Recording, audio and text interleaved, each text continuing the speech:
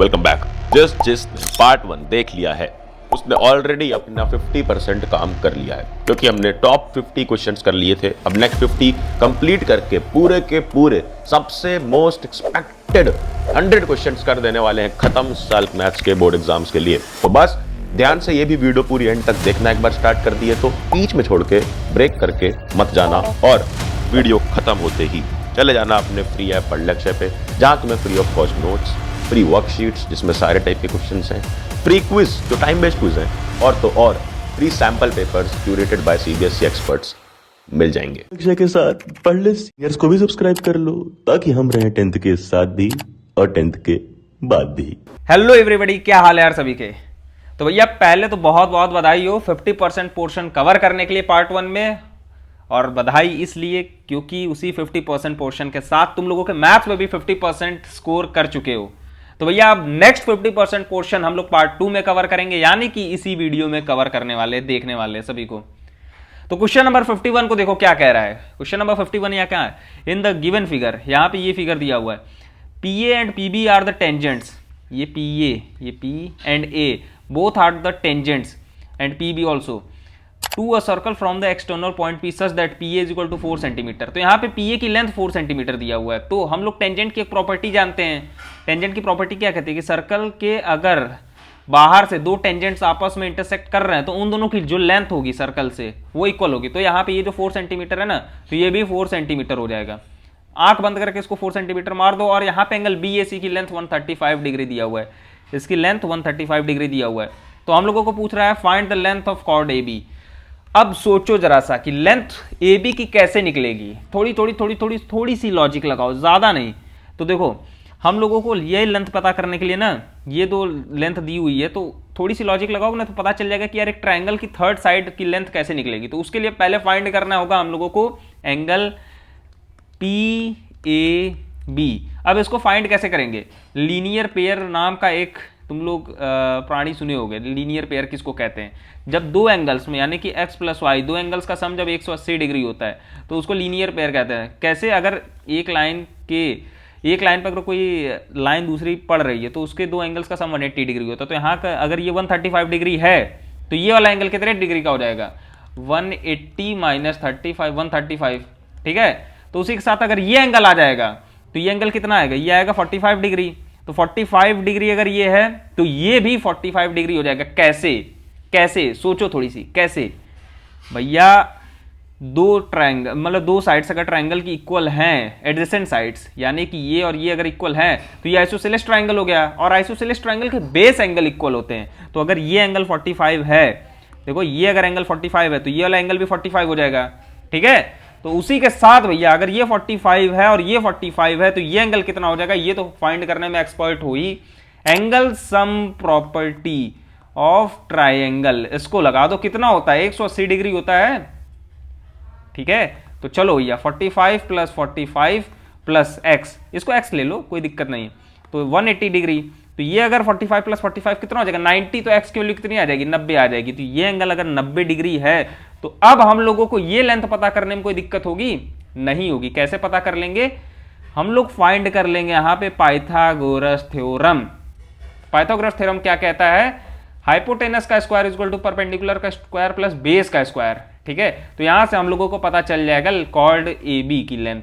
ठीक है, कितना आसान क्वेश्चन था, कोई दिक्कत थी इसमें, नहीं। और यही क्वेश्चन आते हैं अक्सर एग्जाम में, लड़के फंस जाते हैं, लॉजिक नहीं लगा पाते हैं। तो पहले लॉजिक बिल्ड करना सीख लो। और हाँ, अगर फर्स्ट पार्ट नहीं देखे हो, यानी कि ये जो चैप्टर है, इस चैप्टर के कुछ पोर्शन वो हम लोगों के फर्स्ट पार्ट में है, तो उसको जाओ जल्दी से देख के आओ, तब इसको शुरू करना। ठीक है, जाओ जल्दी जल्दी देख के आओ। चलो देखो यहां सोल्यूशन देख लो, ये पी बी पी ए की लेंथ इक्वल हो जाएगी। फिर उसके बाद एंगल बी ए सी की 135 डिग्री, लीनियर पेयर लगाने के बाद हम लोगों को एंगल जो दूसरा वाला उसके साथ वाला उसका एंगल पता चल जाएगा 45 डिग्री। तो यहाँ पे ट्रायंगल पी ए बी को पकड़ेंगे, और इस ट्रायंगल पी ए बी में दो साइड्स इक्वल थी। तो ये देखो ये चीज, ये पढ़ो, in triangle equal sides having opposite angles. ठीक है, तो यहां से जो सम प्रॉपर्टी लगा देंगे एंगल की, और यहां से हम लोगों को पता चल जाएगा 90 डिग्री। और अगर ये 90 है तो यहां पे इस चीज को पकड़ो, यहां पे ये देखो, ये जो ट्रायंगल है ये वाला, अब इसमें लगा देना वो पाइथागोरस थ्योरम लगाने के बाद फाइनल आंसर तुम लोगों को सामने आ जाएगा 4√2। देख लेना इस चीज को, ठीक है, बढ़िया से वीडियो पॉज करके समझ लो। तो हम लोग बढ़ते हैं अपने अगले क्वेश्चन पर। अगला क्वेश्चन क्या कह रहा है, क्वेश्चन नंबर 52, रीड करो क्या कह रहा है। If a hexagon ABCDEF circumscribe a circle, तो एक हेक्सागन के अंदर एक सर्किल को रख दिया गया है, तो हम लोगों को प्रूफ करना है क्या, ये AB + CD + EF = BC + DE + FA। और ये प्रूफ करने के लिए देखो, तो सबसे पहले तो यार इस चीज को देख के डर मत जाना कि यार इतना बड़ा फिगर और फिर इतने सारे वर्टिसेस, और कंफ्यूज मत हो जाना, बहुत आसान है। बस एक चीज पकड़ना है तुम लोगों को, वो है टेंजेंट की प्रॉपर्टी, ठीक है। अगर तुम लोग को याद होगा टेंजेंट की प्रॉपर्टी क्या कहती है, तो देखो अगर ये FQ एक टेंजेंट है और यही सेम टेंजेंट, सॉरी ये सेम टेंजेंट नहीं, अगर इस टेंजेंट को क्रॉस करते हुए दूसरा टेंजेंट FR सर्किल के बॉर्डर से निकल रहा है, तो इन दोनों की लेंथ ये और ये इक्वल हो जाएगी। तो हम लोगों के सामने देखो ये इसके इक्वल हो जाएगी और यही चीज इसके इक्वल हो जाएगी, ठीक है। तो ये जो ये इसके इक्वल हो जाएगी और ऐसे ही सारे एक दूसरे में आपस में इक्वल हो जाएंगे। बट यहां पे हम लोगों को सबको इक्वल नहीं दिखाना है, हम लोगों को दिखाना क्या है, ये चीज ये इसके इक्वल है। तो कैसे होगा, पहले तो तुम लोगों को एक छोटा सा लॉजिक मैं बताता हूं। जैसे कि यहां पे देखो QF = FR है और यहीं पे ही QF किसके बराबर है, EP के। तो इसको दो इक्वेशन ले लो, एक और इसको दो ले लो, ऐसे ही सब में लगा लो और सबको आपस में ऐड कर देना। चलो सोल्यूशन देखो इसका क्या कह रहा है, सॉल्यूशन देखो यहाँ पे, लेट ABCDEF हेक्सागन, लेट क्या करना है, क्वेश्चन में ऑलरेडी गिवन है।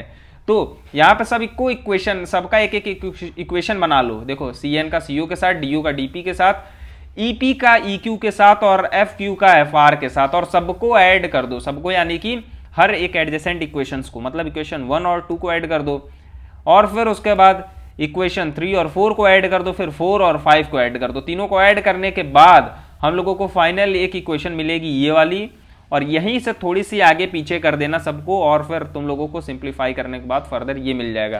ठीक है, समझ गए कितना आसान क्वेश्चन था। बस देख के इसको घबराना नहीं है, कितना बड़ा फिगर आ गया और इतने सारे वर्टिसेस हैं।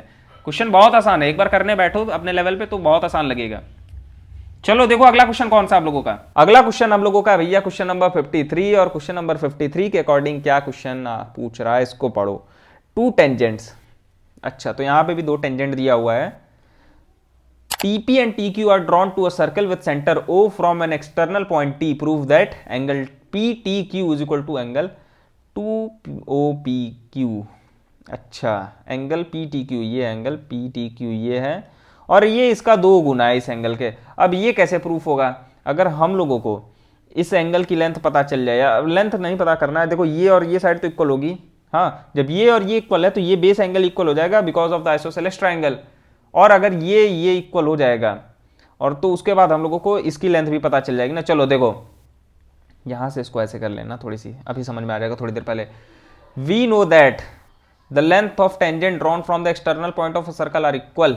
चलो देखो यही जो मैंने बताया अभी थोड़ी देर पहले, जब एंगल तो उसके बाद बेस एंगल भी इक्वल हो जाएगा, वही थोड़ी देर पहले बताया। PT is tangent on OP is radius. Now PT is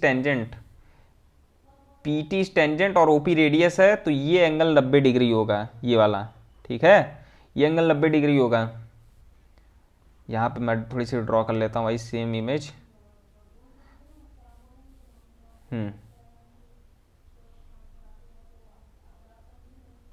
ये सेंटर है, ये है, और यहां से ये पॉइंट है, और यहां से एक ये पॉइंट है, ठीक है। और थोड़ी सी नेमिंग कर लेते हैं, TPQO, TPQO, हाँ तो देखो, और एंगल OPT ये 90 डिग्री हो जाएगा, हाँ जैसे कि यहाँ पे अभी ये बताया हुआ ना, इसको पढ़ो। और फिर उसके बाद angle OPQ plus angle TPQ 90 हो जाएगा, ठीक है, कोई दिक्कत नहीं। और यही हम लोग इक्वेशन 3 बना लेंगे इसको इधर बेच के। और अब ट्रायंगल PTQ की बारी, एंगल ट्रायंगल PTQ, इसको ये वाला जो ट्रायंगल है ये वाला, ठीक है। अब इसमें देखो क्या करना है हम लोगों को, इसमें थोड़ी सी वही सब लॉजिक लगाओ बेसिक वाला, angle sum property of triangle का, और फिर उसके बाद जो वैल्यूज थी हम लोगों के पास सब पुट करने के बाद फाइनली हम लोगों को ये प्रूफ हो जाएगा कि अच्छा भैया ये इसके 2 गुना है। यार हम लोगों को प्रूफ करके दिखाना पड़ेगा ये, और ये सारे स्टेप्स ध्यान से देख लेना। और इसी के साथ हम लोग बढ़ते हैं अगले क्वेश्चन पे, क्वेश्चन नंबर 54। और ये क्वेश्चन नंबर क्या कह रहा है, prove that the parallelogram circumscriber is a rhombus. अब यार इसमें तो ज्यादा कुछ बताना नहीं, ये पूछ रहा है ना कि एक सर्किल के बाहर रोम्बस है और हम लोगों को प्रूफ करना है, मतलब एक पैरेललोग्राम है। अच्छा एक चीज ध्यान देना कि एक पैरेललोग्राम को तुम रोम्बस कह सकते हो, सॉरी रोम्बस को पैरेललोग्राम कह सकते हो, बट एक पैरेललोग्राम को रोम्बस नहीं कह सकते। तो इसके अकॉर्डिंग हम लोगों को प्रूफ करना है, तो ये और ये साइड इक्वल हो जाएगी और ये साइड इक्वल हो जाएगी, ये साइड इक्वल हो जाएगी, ये साइड इक्वल हो जाएगी, और सबको प्लस कर दो। ठीक है, हम लोग अगर ये प्रूफ कर देंगे कि AD is equal to AB is equal to BC is equal to DC, तो बस डायरेक्ट हम लोगों का प्रूफ हो जाएगा। और अगर ये यहां से ये अगर AS is equal to AP है, हाँ, और ये पैरेललोग्राम है, तो ये वाली साइड और ये वाली साइड इक्वल होगी। तो देखो ऐसे कर दो, AP plus PB is equal to DR plus RC, और AP को तुम क्या लिख सकते हो, AP को लिख सकते हो AS, और इसको क्या लिख सकते हो, या PB को क्या लिख सकते हो, BQ लिख सकते हो। ठीक है, और यहाँ से DR को क्या लिख सकते हो, HD लिख सकते हो, और RC को लिख सकते हो तुम लोग CQ, और इसी के हिसाब से AS प्लस BQ क्या हो जाएगा, AD हो जाएगा, और यहाँ से CQ प्लस QC हो जाएगा BC। ठीक है, ये प्रूफ हो गया हम लोगों का पैरेलल रोम्बस। देख लो, स्क्रीनशॉट लेना ले लो, और सॉल्व करना है तो कर लेना साथ में बैठ के। यही सेम प्रॉपर्टी और वही लॉजिक लगाया हुआ है यहाँ पे। DR को एक तरफ रख के, सबको एक तरफ रखने के बाद फाइनल इसने प्रूव कर दिया है, putting all this value equation 1 2 3 above equation, और ये हम लोगों का ऐसे इक्वल हो जाएगा AB is equal to BC। देखो इसमें स्टेप्स हैं यार, स्टेप्स कर लो बढ़िया से, क्योंकि क्वेश्चन तुम लोगों को तो वहाँ पे प्रेजेंटेशन के साथ दिखाना है ना। चलो अगला क्वेश्चन है क्वेश्चन नंबर 55, और क्वेश्चन नंबर 55 क्या कह रहा है इसको ध्यान से पढ़ो। Prove that the angle between two tangents drawn from external point, अच्छा, to a circle is supplementary to the angle subtended on the line segment joining the point of contact of the centre.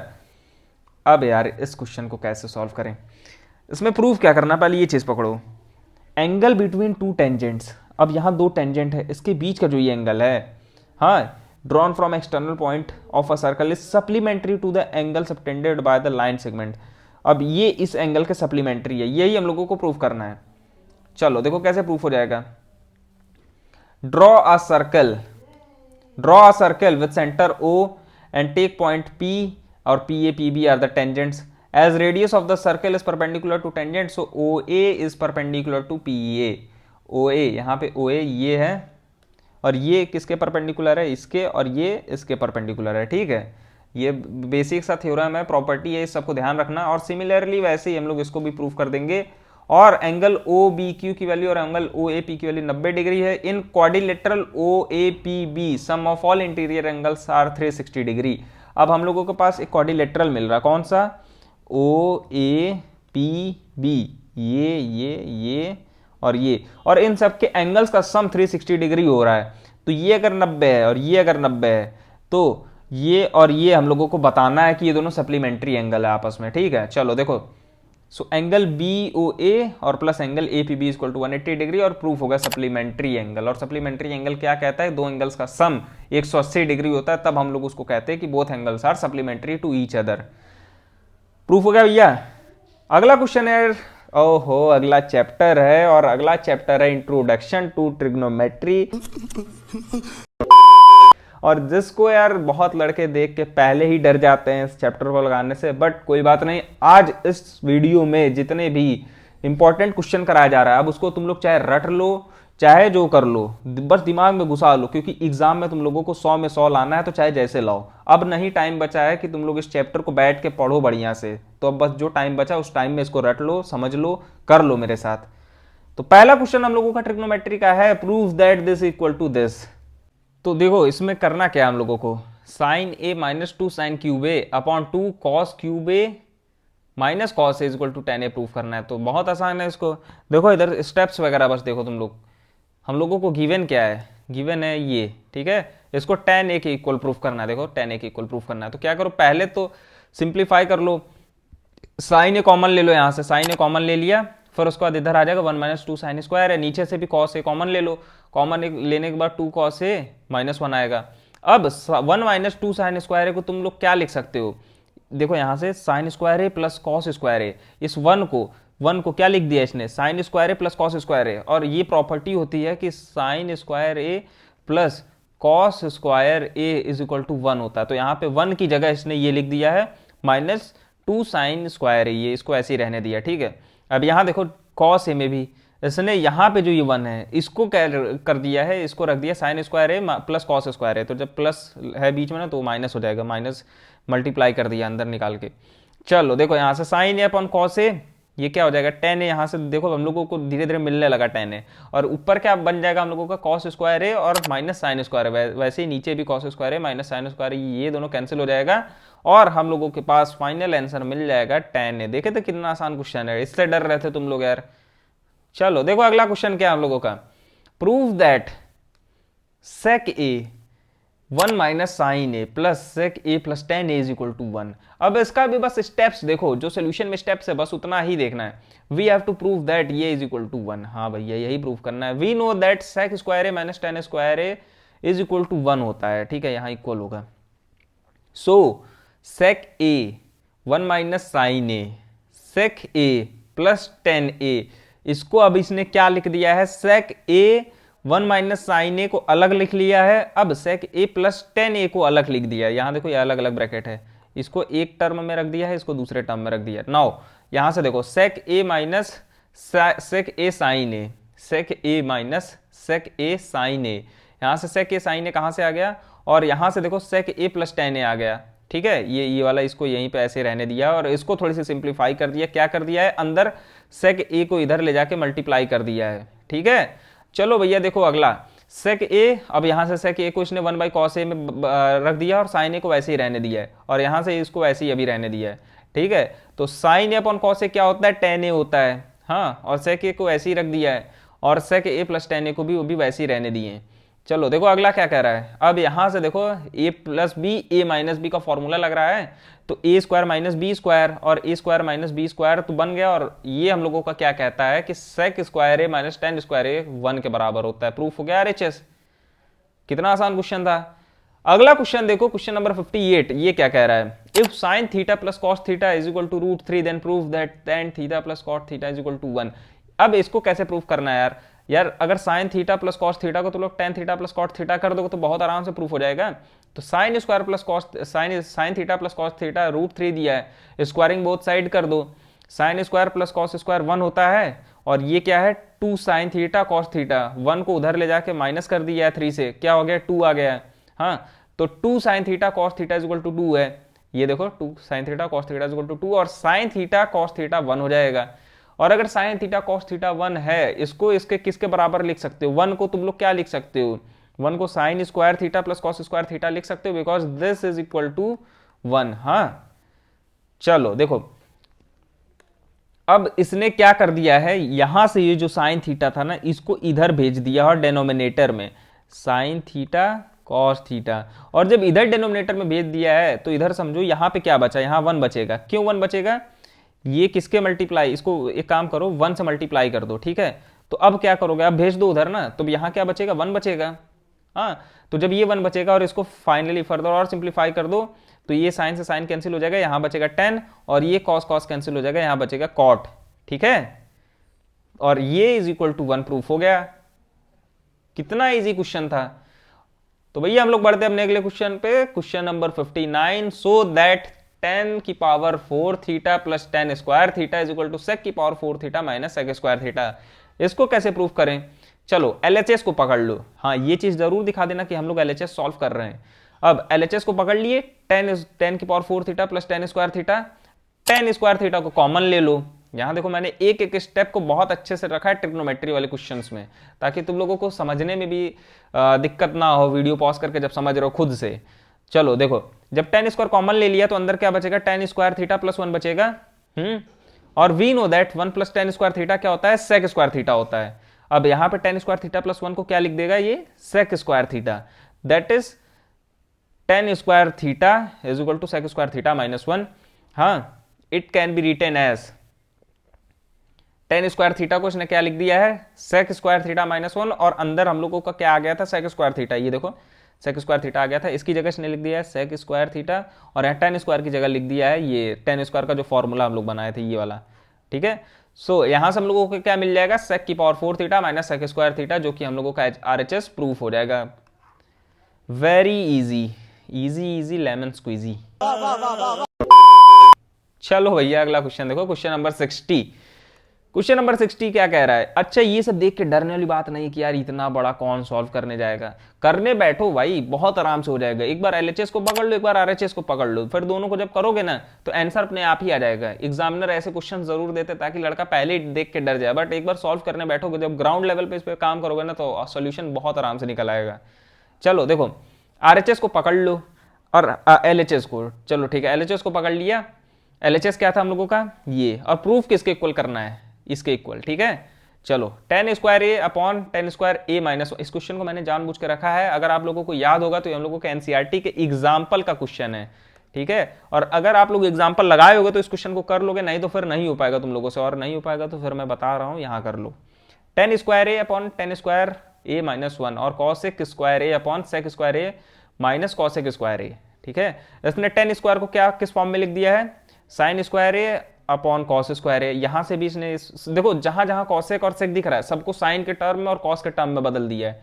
ठीक है, sign को और cos के term में बदल दिया है सबको बदलने के बाद सबका एलसीएम ले लो। एलसीएम लेने के बाद सबको एक अच्छे से फॉर्म में तैयार करो तो आप लोगों को ये मिलेगा जब एलसीएम सॉल्व करोगे यहाँ से। ठीक है, यहाँ से इसको ऊपर भेजोगे तो sign square A minus cos square ए आएगा, कॉस स्क्वायर ऊपर चला जाएगा या फिर कैंसिल हो जाएगा, तो ये कॉस कैंसिल हो जाएगा, ऊपर साइन स्क्वायर ए बचेगा, नीचे sign square A minus cos square ए बचेगा। वैसे ही इसको भी सॉल्व कर दो और हम लोगों को यहाँ से ये मिल जाएगा। ठीक है, तो sign square A upon sine square A minus cos square A plus cos square A upon sine square A minus cos square ए, ये दोनों एलसीएम दिख रहे हैं सेम, और दोनों का एलसीएम ले लो और ऊपर क्या बचेगा 1 बचेगा, क्योंकि sign square A plus cos square ए 1 होता है, और नीचे sign square A minus cos square ए। इसको अब क्या लिख लेना है हम लोगों को, साइन स्क्वायर ए को इसने लिख दिया है 1 माइनस कॉस स्क्वायर ए, और कॉस स्क्वायर ए को ऐसे ही भी रहने दिया है, तो साइन स्क्वायर ए को देखो यहाँ पे 1 माइनस कॉस स्क्वायर ए रख दिया है, और फिर उसके बाद हम लोगों का जो RHS प्रूफ करना था वो प्रूफ हो गया।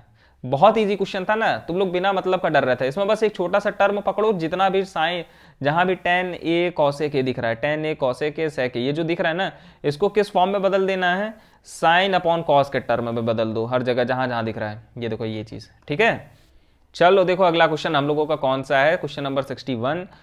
If sec a plus tan a is equal to m, then show that m square minus 1 upon m square plus 1 equal to sine A. अब इसमें क्या करना है यार, ये तो सबसे इजी, ये तो दर इजी क्वेश्चन है। अब इसको कैसे सॉल्व करोगे, इसको पकड़ो, m की जगह बस sec a plus tan a रख दो, और क्या, m स्क्वायर की जगह sec a plus tan a रखने के बाद इसने क्या कर दिया है, देखो जहां जहां m स्क्वायर है वहां sec a plus tan a रख दिया है। अब स्क्वायरिंग a प्लस b का होल स्क्वायर तो तुम लोगों को आता ही है, वही उस पर रखो सीधे सीधे, हाँ उस पर जब रखोगे तो ये तुम लोगों को मिलेगा। फिर उसके बाद और आगे सॉल्व कर लो, यहाँ पे अच्छा एक चीज़ देखो, और ये प्लस होगा, ये सॉरी माइनस है, यहाँ कंफ्यूज मत होना, ये माइनस है। ठीक है, अब यहाँ पे क्या कर दिया इसने कर कुछ नहीं दिया है, बस सेक स्क्वायर ए माइनस 1 को अलग रख दिया है, सेक स्क्वायर ए और इस माइनस 1 को अलग रख दिया है, और इसको अलग रख दिया है, ये देखो इसको अलग रख दिया है। वैसे ही नीचे वाले में भी क्या किया है, प्लस 1 जो है ना उसको tan स्क्वायर ए के साथ रख दिया, ऊपर जो माइनस 1 था सेक स्क्वायर ए के साथ रखा है, नीचे tan स्क्वायर ए माइनस 1 के साथ रखा है। अच्छा, ये क्वेश्चन बहुत इंपॉर्टेंट है तो इसको जरूर सॉल्व कर लेना एक बार खुद से, और खुद से नहीं करोगे तो नहीं आएगा, फंस जाओगे एग्जाम में, गारंटी के साथ फंस जाओगे। तो एक बार देख लेना, क्योंकि जब माइनस 1 था तो उसने सेक स्क्वायर ए के साथ रखा, जब प्लस 1 है तो tan स्क्वायर ए के साथ रखा है कॉमन, और बाकी सबको ऐसे ही खुला रख दिया है।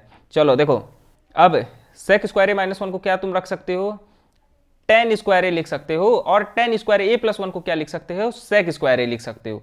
चलो भैया, वहां से हम लोगों को इसको अब सॉल्व करने के बाद क्या मिलेगा, tan स्क्वायर ए और ये यहां से कॉमन कर लो एक चीज, क्या कॉमन निकलेगा यहाँ से, tan ए कॉमन कर लो, और जब tan ए कॉमन करोगे ना तो क्या होगा कि बाकी जो चीजें निकलेंगी कॉमन में वो कैंसिल आउट हो जाएंगी, तो बस तुम लोगों को पास यहाँ से क्या बचेगा, ऊपर से tan ए बचेगा, ये 2 तो पहले ही कैंसिल आउट हो जाएगा, देखो जब दोनों से कॉमन निकालोगे तो, और नीचे क्या बचेगा, sec a बचेगा। तो tan a को क्या लिख सकते हो तुम लोग, tan a को लिख सकते हो sin a upon cos a, और sec a को लिख सकते हो 1 बाई cos a, जो कि ऊपर चला जाएगा मल्टीप्लीकेशन में, और फाइनली आंसर हम लोगों को मिल जाएगा sin a। तो यहां से हम लोगों को ये प्रूफ हो जाएगा कि अच्छा m square minus 1 is equal to sine A. हो गया। Question number 62। क्वेश्चन नंबर 62 क्या कह रहा है, इसको पढ़ो ध्यान से। If 3 cot a is equal to 4, check whether 1 minus tan square A upon 1 plus tan square A is equal to cos square A. अरे इतना ज़्यादा पढ़ने की ज़रूरत नहीं है यार, बस क्वेश्चन आ जाए एग्जाम में और बस पेन चलनी चाहिए तुम लोगों की, ठीक है। अच्छा, तो इसको सॉल्व कैसे किया गया है। कॉट ए को इसने लिख दिया 4/3, और एक चीज़ तुम लोग पढ़े हो गए, एक ट्रिक बताता हूँ तुम लोगों को। P B P upon HHB, ये क्या होता है। पाकिस्तान भूखा प्यासा, हिंदुस्तान हरा भरा। तुम लोगों को याद होगा, तो ये हम लोग ट्रिक एज अ ट्रिक इसको पढ़ते थे। अब इसको हम लोग कैसे सॉल्व करते थे। P/H का मतलब होता है साइन थीटा, ठीक है, और B/H का मतलब होता है कॉस थीटा, P/B मतलब होता है टेन थीटा, और यहाँ P क्या है परपेंडिकुलर, B क्या है बेस, H क्या है हाइपोटेनस। और अब इसका उल्टा कर दो तो ये क्या हो जाएगा, ये हो जाएगा कॉट थीटा, ये हो जाएगा सेक थीटा, और ये हो जाएगा कॉसेक थीटा, ठीक है। तो ये वाला जो पाकिस्तान और हिंदुस्तान वाला रिलेशन है, पाकिस्तान भूखा प्यासा हिंदुस्तान हरा भरा, इसको याद रखना, एग्जाम में काम आएगा, ठीक है। चलो देखो, let triangle A B C right angle triangle. तो अगर ये 3K है और ये 4K है, एक यहाँ देखो, ये देखो 3K और 4K को क्या ले लिया, रेशियो समझ लिया, ठीक है। इसको अगर 3K इसको 4K ले लिया रेशियो में, तो cot A is equal to side adjacent of angle, ये सब तो तुम लोगों को पता है। Let A B is equal to 4K और 3K, और हाँ इतना बताने की जरूरत नहीं। बाय पाइथागोरस थ्योरम से हम लोग हाइपोटेनस की वैल्यू निकाल लेंगे। कैसे, इसका स्क्वायर प्लस इसका स्क्वायर हो जाएगा, हम लोगों को जो भी मिलेगा वो यहाँ से हाइपोटेनस की वैल्यू निकल आएगी, और फिर उसके बाद हाइपोटेनस की वैल्यू ही 5K है। Therefore 10A is equal to side opposite to the triangle. मतलब यार इतना नहीं समझने की जरूरत है। 10A हम लोग यहाँ पे क्या निकाले हैं, ये देखो परपेंडिकुलर अपॉन बेस। ये वाला यार पाकिस्तान और हिंदुस्तान का रिलेशन बहुत खतरनाक है एग्जाम के लिए। तो परपेंडिकुलर अपॉन बेस, परपेंडिकुलर इसमें क्या है 3K है, बेस क्या है 4K है, यही 10K की वैल्यू है। और क्या फाइंड करना है हम लोगों को, कॉस ए और साइन ए। तो कॉस ए की वैल्यू क्या हो जाएगी, कॉस ए यहां से पकड़ो पहले, बेस अपॉन हाइपोटेनस। तो इसमें बेस क्या है 4 है, हाइपोटेनस की जो भी वैल्यू आएगी सॉल्व करने पे उसको रख देना, और वैसे ही साइन ए की भी वैल्यू निकाल लो। साइन ए यहाँ पे क्या है P और H, पाकिस्तान और हिंदुस्तान। तो P क्या है यहाँ पे 3K है परपेंडिकुलर, और हाइपोटेनस ये है। तो बस यार सबका वैल्यू निकालो, पुट करो, और फाइनल आंसर मिल जाएगा तुम लोगों को। ये यहाँ पे देखो 7/2 जब सॉल्व करोगे तो कैलकुलेशन सही रखना, बाकी आंसर सही आएगा उसकी गारंटी लेता हूं मैं, ठीक है। तो हम लोगों ने यार ट्रिग्नोमेट्री को भी स्वाहा कर दिया है। ट्रिग्नोमेट्री कुछ नहीं था भाई, आपका नॉलेज तो कमाल का। बहुत आसान चैप्टर था। और अगला चैप्टर है हम लोगों का some applications of trigonometry. Applications of trigonometry मतलब कि अभी तक जो तुम लोग पढ़े हो उसको रियल लाइफ पे कैसे अप्लाई किया जाता है चीजों को समझने के लिए। अब ये चैप्टर यार थोड़ी सी कॉम्प्लिकेटेड हो सकता है तुम लोगों को समझने के लिए, बट जो भी यहाँ क्वेश्चन दिया हुआ है सबको बढ़िया से लगा लो, क्वेश्चन नहीं गलत होगा एग्जाम में। चलो देखो अगला क्वेश्चन कौन सा, क्वेश्चन नंबर 63। और क्वेश्चन नंबर 63 क्या कह रहा है, straight highway leads to foot tower. Okay, यहाँ पे एक स्ट्रेट हाईवे है और foot tower. A man standing on the top of the tower, 75 metre height है टावर की, ठीक है। And 2 cars at the angle of depression. अच्छा, एक एंगल ऑफ डिप्रेशन 30 डिग्री है और एक 60 डिग्री। देखो मैं हाईलाइट कर दे रहा हूँ जो इंपॉर्टेंट चीजें हैं। Which are approaching to the foot of the tower. If one car is exactly behind the other car and the same side of the tower, find the distance between the 2 cars. अब इस question के according 2 car हैं और वो दोनों car tower के ही एक particular direction की तरफ से मूव कर रही है, ठीक है। तो क्वेश्चन के अकॉर्डिंग देखो, कार एक सी है और एक डी है, ठीक है। जो कार सी है ना उसका जो टॉप ऑफ टावर है ए, यहां से अगर कार सी को देख रहे हैं तो जो एंगल ऑफ डिप्रेशन है वो 30 डिग्री है। यहां से 30 डिग्री मत बनाना, ये चीज गलत होता है। ये 30 डिग्री बनाओगे तो यहां से सही रहेगा, एंगल ऑफ डिप्रेशन यही कहता है, ठीक है। चलो अब देखो, और जो कार सी है उसका एंगल ऑफ डिप्रेशन 60 डिग्री है। तो यहां पे ये चीज देखो, ये ए ई और बी सी दोनों पैरेलल हैं। तो अगर ये पैरेलल है तो ये जो एंगल है ये, ओके एक मिनट, ये जो एंगल है 30 डिग्री, ये किसके इक्वल हो जाएगा, इसके इक्वल हो जाएगा। यहाँ पे अगर दो पैरेलल लाइंस इंटरसेक्ट करती हैं तो उसका एक एंगल ये वाला इसके इक्वल हो जाता है और ये वाला एंगल इसके इक्वल हो जाता है। तो एग्जैक्टली वही चीज़ है यहाँ पे, ये वाला एंगल इसके इक्वल हो गया, ठीक है, और ये 60 डिग्री इसके इक्वल हो जाएगा। तो अब भैया हम लोगों को बताना क्या है, सी और डी की जो डिस्टेंस है वो कितनी है। तो अगर ए बी की डिस्टेंस 75 है तो बी सी की डिस्टेंस निकल जाएगी। थोड़ी देर पहले ही मैंने आप लोगों को एक ट्रिक बताया था, पाकिस्तान भूखा प्यासा और हिंदुस्तान हरा भरा। अब यहाँ से तुम लोग लगा लो कि अगर हम लोग को बेस लेंथ चाहिए और हाइट दिया हुआ है, मतलब कि परपेंडिकुलर दिया हुआ है और बेस निकालना है, तो फिर कैसे निकलेगा। अब परपेंडिकुलर और बेस यहाँ से पता चल रहा है, तो ये 10 की वैल्यू होती है, ठीक है, 10 थीटा की वैल्यू होती है। तो 10 थीटा की वैल्यू अप्लाई कर दो और एंगल कितना 60 डिग्री दिया हुआ ना, तो 10 60 की वैल्यू क्या आ जाएगी, A B upon B C, ठीक है, 10 60 की वैल्यू। और वैसे ही यहां से हम लोगों की जो लेंथ आ जाएगी बीसी की वो आ जाएगी 75/√3, और थोड़ी सी रेशनलाइज कर लो इसको और फाइनल आंसर आ जाएगा बीसी की लेंथ आ जाएगी 25√3 मीटर। बट हम लोगों को बताना है कि सीडी की लेंथ कितनी है, यहां से यहां तक इन दोनों का डिस्टेंस कितना है। तो ये इसके लिए क्या करना है, इसके लिए हम लोग करेंगे, हाइट हम लोग को पता ही है, इसकी लेंथ पता चल गई है, इसको एक्स ले लो या फिर सी डी ही ले लो। तो अब इसमें भी 10 थीटा लगा दो, और 10 थीटा इसमें लगाना 1030 थे, 1030 पे, ठीक है, क्योंकि हम लोग को बी डी की लेंथ निकालनी है। तो देखो यहाँ पे 1030 पे इसने फाइनली अप्लाई कर दिया है, और उसके बाद हम लोगों को जो लेंथ मिल गई उन दोनों कार के डिस्टेंस की, वो मिल गई सी डी की लेंथ। सी डी की लेंथ मिल गई है 50√3। कैसे मिल गई है, सी डी को क्या लिख सकते थे, B C plus C D, B C की वैल्यू पता है और सी डी की वैल्यू निकल जाएगी। तो भैया उस क्वेश्चन को स्वाहा करने के बाद और अपने सामने अगला क्वेश्चन है 64, और क्वेश्चन कह क्या रहा है, the angle of elevation of the top of a hill. अच्छा भैया, दो हिल है, ठीक है, top of a hill from the foot of the tower, ये टावर है और ये हिल है, ठीक है। तो अगर इस टावर के फुट से एंगल ऑफ एलिवेशन 60 डिग्री है और इस और यहां से क्या नाम है, जो ये टावर है, सॉरी हिल है, यहां से एंगल ऑफ एलिवेशन इस टॉप ऑफ बिल्डिंग के 30 डिग्री है। यहां पर देखो साफ साफ मेंशन एचेस, 60 डिग्री है ये angle of elevation to the top of tower from the foot of the hill is 30 degree, और ये 60 डिग्री क्या है, hill from the foot of the tower, ठीक है। If the height of tower is 50 metre high, और हम लोगों को पता क्या करना है, find the height of the hill, hill की हाइट पता करनी है। तो भाई बहुत आसान है, यहां पे भी वही सेम चीज अप्लाई करना है। इसको ना कहीं रफ में या फिर कहीं साइड में लिख लेना, जैसे ये कॉपी का पेज है, तो अगर तुम लोग यहाँ पे साइड में रफ कर रहे हो तो यहाँ पे ऐसे, ये जब ऐसे क्वेश्चन आए ना तो इसको ऐसे नोट कर लिया करो, तो तुम लोगों को सॉल्व करने में बहुत आसानी हो जाएगी। तो अगर ये 50 डिग्री दिया तो बेस निकल जाएगा 10 थीटा के फॉर्मूले पे, परपेंडिकुलर अपॉन बेस, बस उसी फॉर्मूले पे रख दो तो बेस आ जाएगा। और जब यहां से बेस आ जाएगा तो यहां से इस वाले एंगल पे लगा देना 1060 पे, तो जब 1060 पे लगा दोगे तो परपेंडिकुलर पता चल जाएगा। चलो देखो इसका सोल्यूशन, पहले इसने कॉट 30, अच्छा इट्स ओके, कॉट 30 लगा दिया तो इसको डायरेक्ट यहां से बेस मिल गया, ठीक है, कोई बात नहीं, आप लोग 10 वाले भी फॉर्मूले पे लगा सकते हो, बस उसका रेसिप्रोकल कर देना।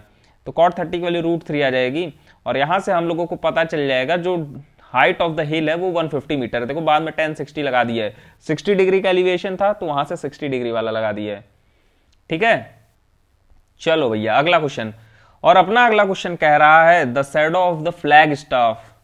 अच्छा, यहां पे एक फ्लैग स्टाफ है और उसकी जो शैडो है वो 3 times longer as the shadow of the flag staff when the sun rays meet to the ground at the angle of 60 degree. अगर जहां पे एंगल ऑफ 60 डिग्री का एलिवेशन बनेगा उस फ्लैग स्टाफ पे, यहाँ पे एक झंडा लगा हुआ है, ठीक है, तो यहां पे जो एंगल 60 डिग्री, अगर इसकी डिस्टेंस x है तो जो लॉन्गेस्ट शैडो बनेगी उसकी डिस्टेंस हो जाएगी 3x। तो हम लोगों को यही थीटा की वैल्यू बतानी है, तो वही सिंपल फॉर्मूला 10 थीटा की वैल्यू पे रख दो, 1060 एक बार निकाल दो और एक बार 10 थीटा निकाल दो और दोनों को कंपेयर कर दो।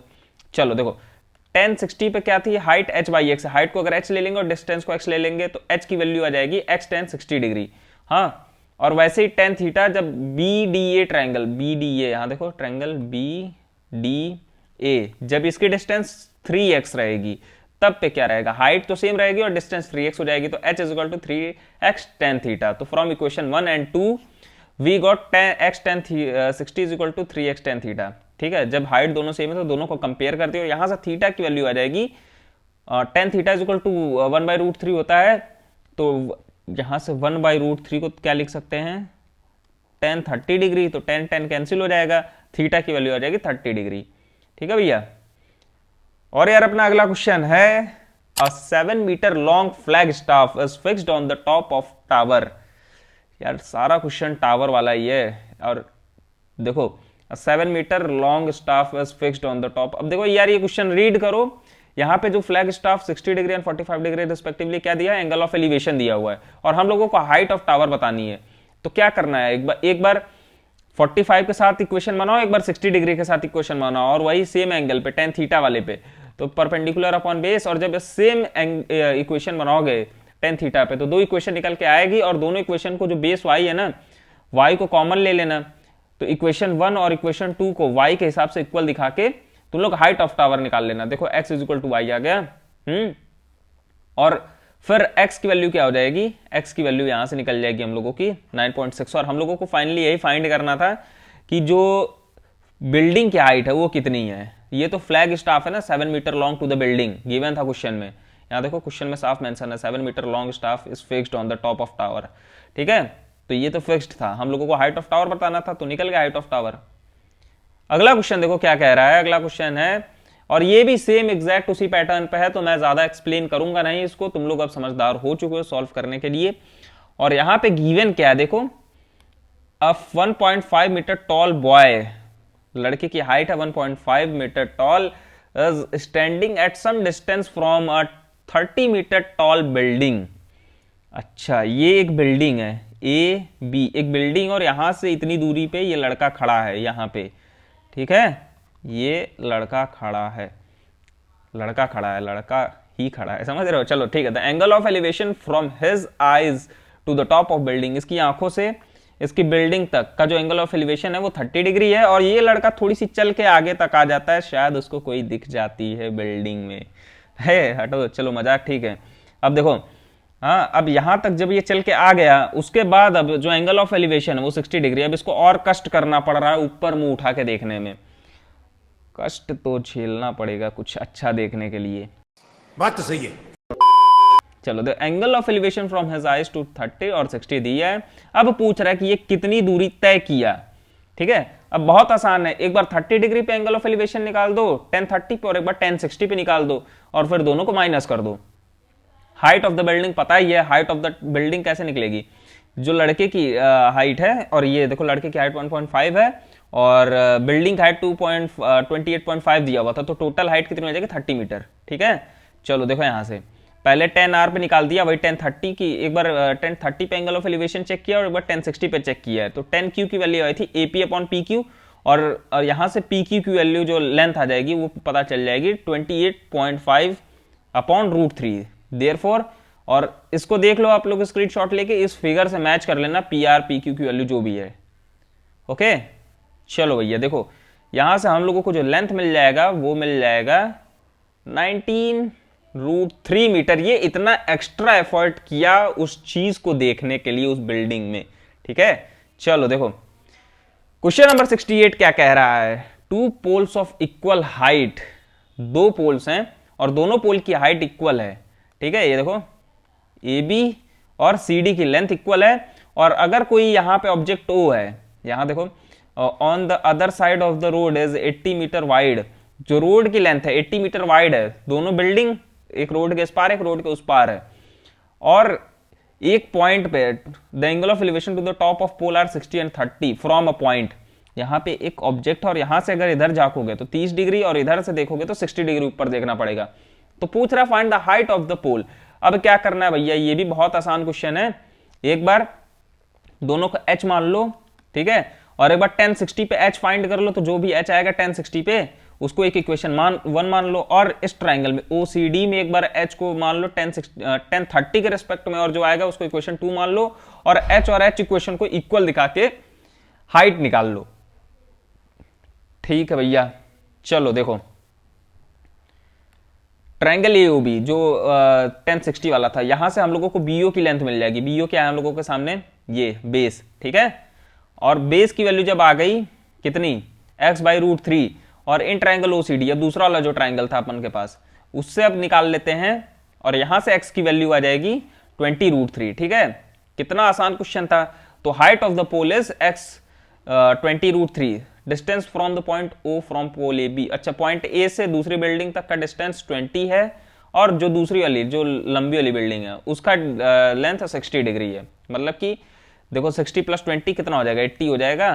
तो यहाँ से जो BO की लेंथ है, BO की लेंथ 20 आ गई, इसकी लेंथ 60 आ गई। ये पूछा नहीं क्वेश्चन में, फिर भी ये निकाल दिया है, कोई बात नहीं भैया, स्मार्ट है। और हम अपने अगले क्वेश्चन पे बढ़ते हैं इसी के साथ। अगला क्वेश्चन है Amit standing on horizontal plane. यहाँ पे एक अमित है, ये यहाँ पे खड़ा है, और एक दीपक नाम का लड़का है, वो थोड़ी सी हाइट पे खड़ा है अमित से, ठीक है। और Deepak standing on the roof of a 50 metre high building, और ये जो बिल्डिंग की हाइट है वो 50 मीटर ऊंची है, और उस बिल्डिंग पे वो खड़ा है। खड़ा क्यों है वो तो मेरे को भी नहीं पता, बस खड़ा है। अबे जल्दी बोल, कल सुबह पनवेल निकलना है। चलो, अमित स्टैंडिंग हॉरिजॉन्टली, और जो अमित का एंगल ऑफ एलिवेशन है उस बिल्डिंग का, जो PQ वाली बिल्डिंग है, वो 30 डिग्री है। क्वेश्चन पढ़ के फिगर बनाना बहुत इंपॉर्टेंट है। फिगर करेक्ट बनाओगे तो सोल्यूशन बहुत आराम से बन जाएगा, ठीक है। तो फिगर बनाना सीख लो। अमित यहां से खड़ा है और एंगल ऑफ एलिवेशन 30 डिग्री है, PQ है, और जो दीपक है ना वो एक 50 मीटर टॉल बिल्डिंग पे खड़ा है, समझो इस चीज को। और यहां से जब एंगल ऑफ एलिवेशन चेक कर रहा तो 45 डिग्री है। और पूछा क्या गया, find the distance of the bird from the Deepak. अच्छा, ये P ना, ये पॉइंट पे P एक चिड़िया उड़ रही है, चिड़िया ऐसे ही बनती है ना, ये चिड़िया उड़ रही है। और यहां से जब नीचे अमित उसको देख रहा तो 30 डिग्री पे दिख रहा है, और दीपक एक 50 मीटर बिल्डिंग के ऊपर से देख रहा तो 45 डिग्री दिख रहा है। और हम लोगों को बताना क्या, find the distance of the bird from the Deepak. यहां से इसका लेंथ बताना है, ये वाली लेंथ, ये वाली लेंथ। और ये अगर 200 दिया है तो बेस निकाल लो। ये बेस कैसे निकलेगा, ये हाइपोटेनस दिया हुआ है, तो बेस निकलेगा यही वाला, सिंपल ट्रिक लगाओ। और हाइपोटेनस दिया हुआ है और बेस हम लोगों को ये निकालना है, तो क्या क्या इसको पकड़ ले सीधे, तो sin 30 के अकॉर्डिंग क्या है, परपेंडिकुलर और हाइपोटेनस। तो परपेंडिकुलर हम लोगों को पता करना, हाइपोटेनस निकल गया, और sin 30 की वैल्यू होती है अपन के पास 1/2, ठीक है। तो इससे हम लोगों को मिल जाएगा sin 30 की वैल्यू, और हम लोगों को जो PQ की ये जो PQ है इसकी लेंथ मिल जाएगी, ठीक है। और PQ की लेंथ में 50 मीटर माइनस कर दो तो हम लोगों को इसकी लेंथ मिल जाएगी। ये जो रेड लाइन से, रेड क्या, मैं ब्लू लाइन से कर देता हूं, तो ये जो ब्लू लाइन से है, एक मिनट, ये वाली लेंथ मिल जाएगी। और जब ये वाली लेंथ मिल जाएगी और 45 डिग्री दिया है तो हम लोगों को ये भी लेंथ मिल जाएगी। sin 45 पे रख देंगे, ये देखो sin 45 पे रख दिया है, और इसको मिल गई है दीपक की जो डिस्टेंस है बर्ड से, वो है 50√2 मीटर। एकदम आसान क्वेश्चन है, बस बात है ये है कि आप लोग कैसा फिगर बना रहे हो क्वेश्चन पढ़ने के बाद।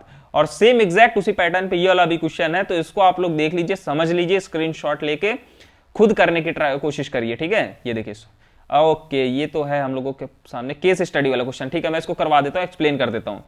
यहाँ पे फिगर देख लेना, क्वेश्चन पढ़ के समझ लेना, मैं क्वेश्चन डायरेक्ट एक्सप्लेन कर रहा हूँ। At what distance from the foot of the tree was he observing the bird sitting on the tree.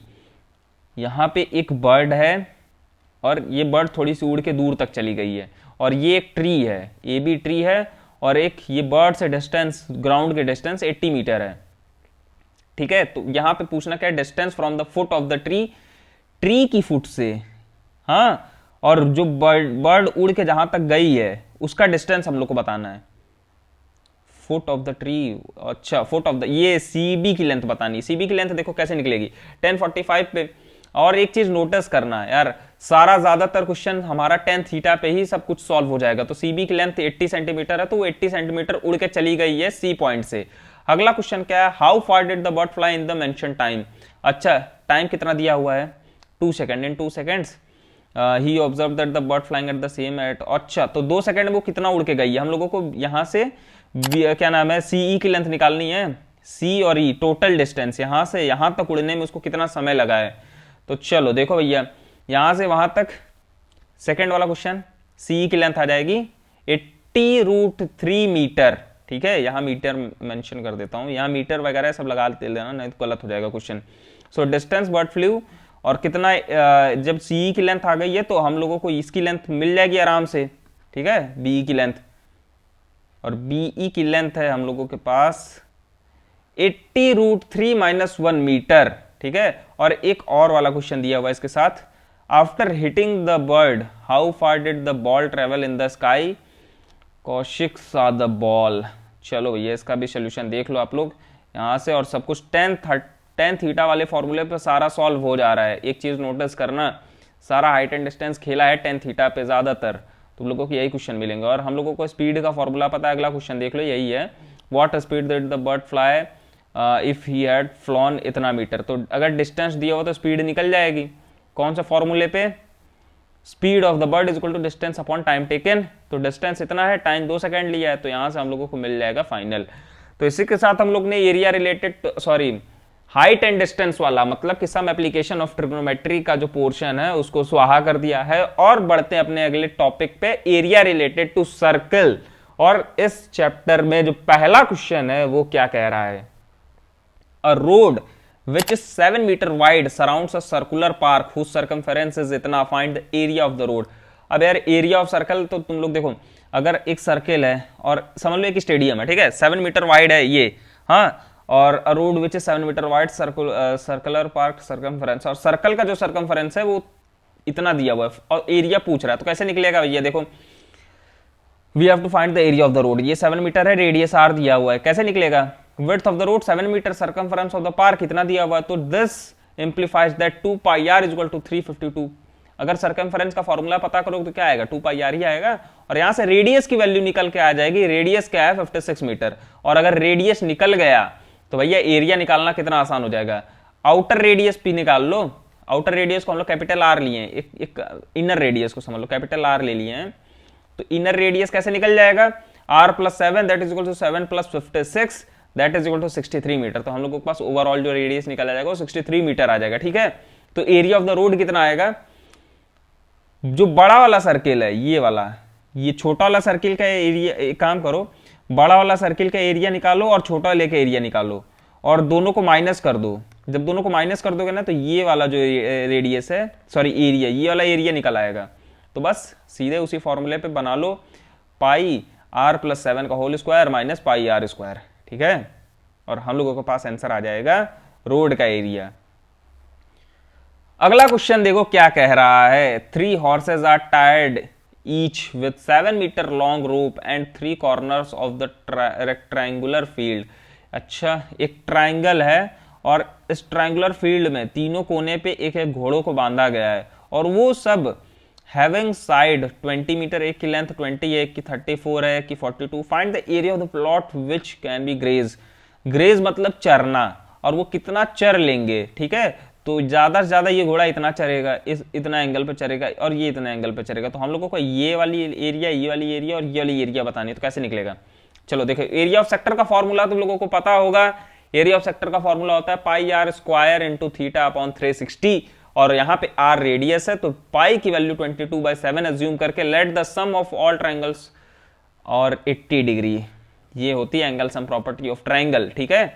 तो भैया देखो 7 मीटर अगर लेंथ दिया हुआ है और हम लोगों को एरिया निकालना है, तो समझ लो कि ये 7 मीटर क्या है, रेडियस है, और ये थीटा है, ठीक है।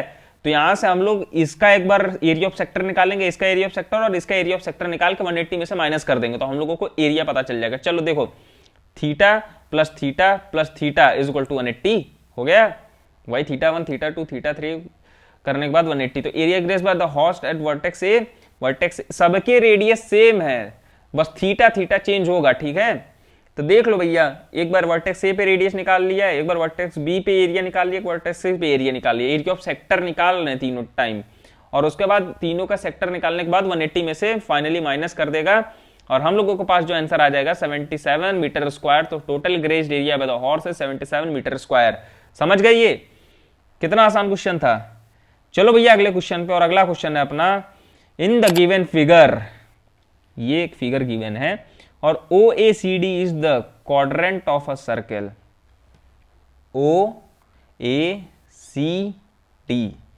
OACB ये क्वाड्रेंट है, ठीक है, quadrant of a circle with centre O and radius 3.5 centimetre if OD is equal to 2 centimetre. OD की जो लेंथ है, OD ये, इसके length 2 centimetre. Find the area of the shaded reason.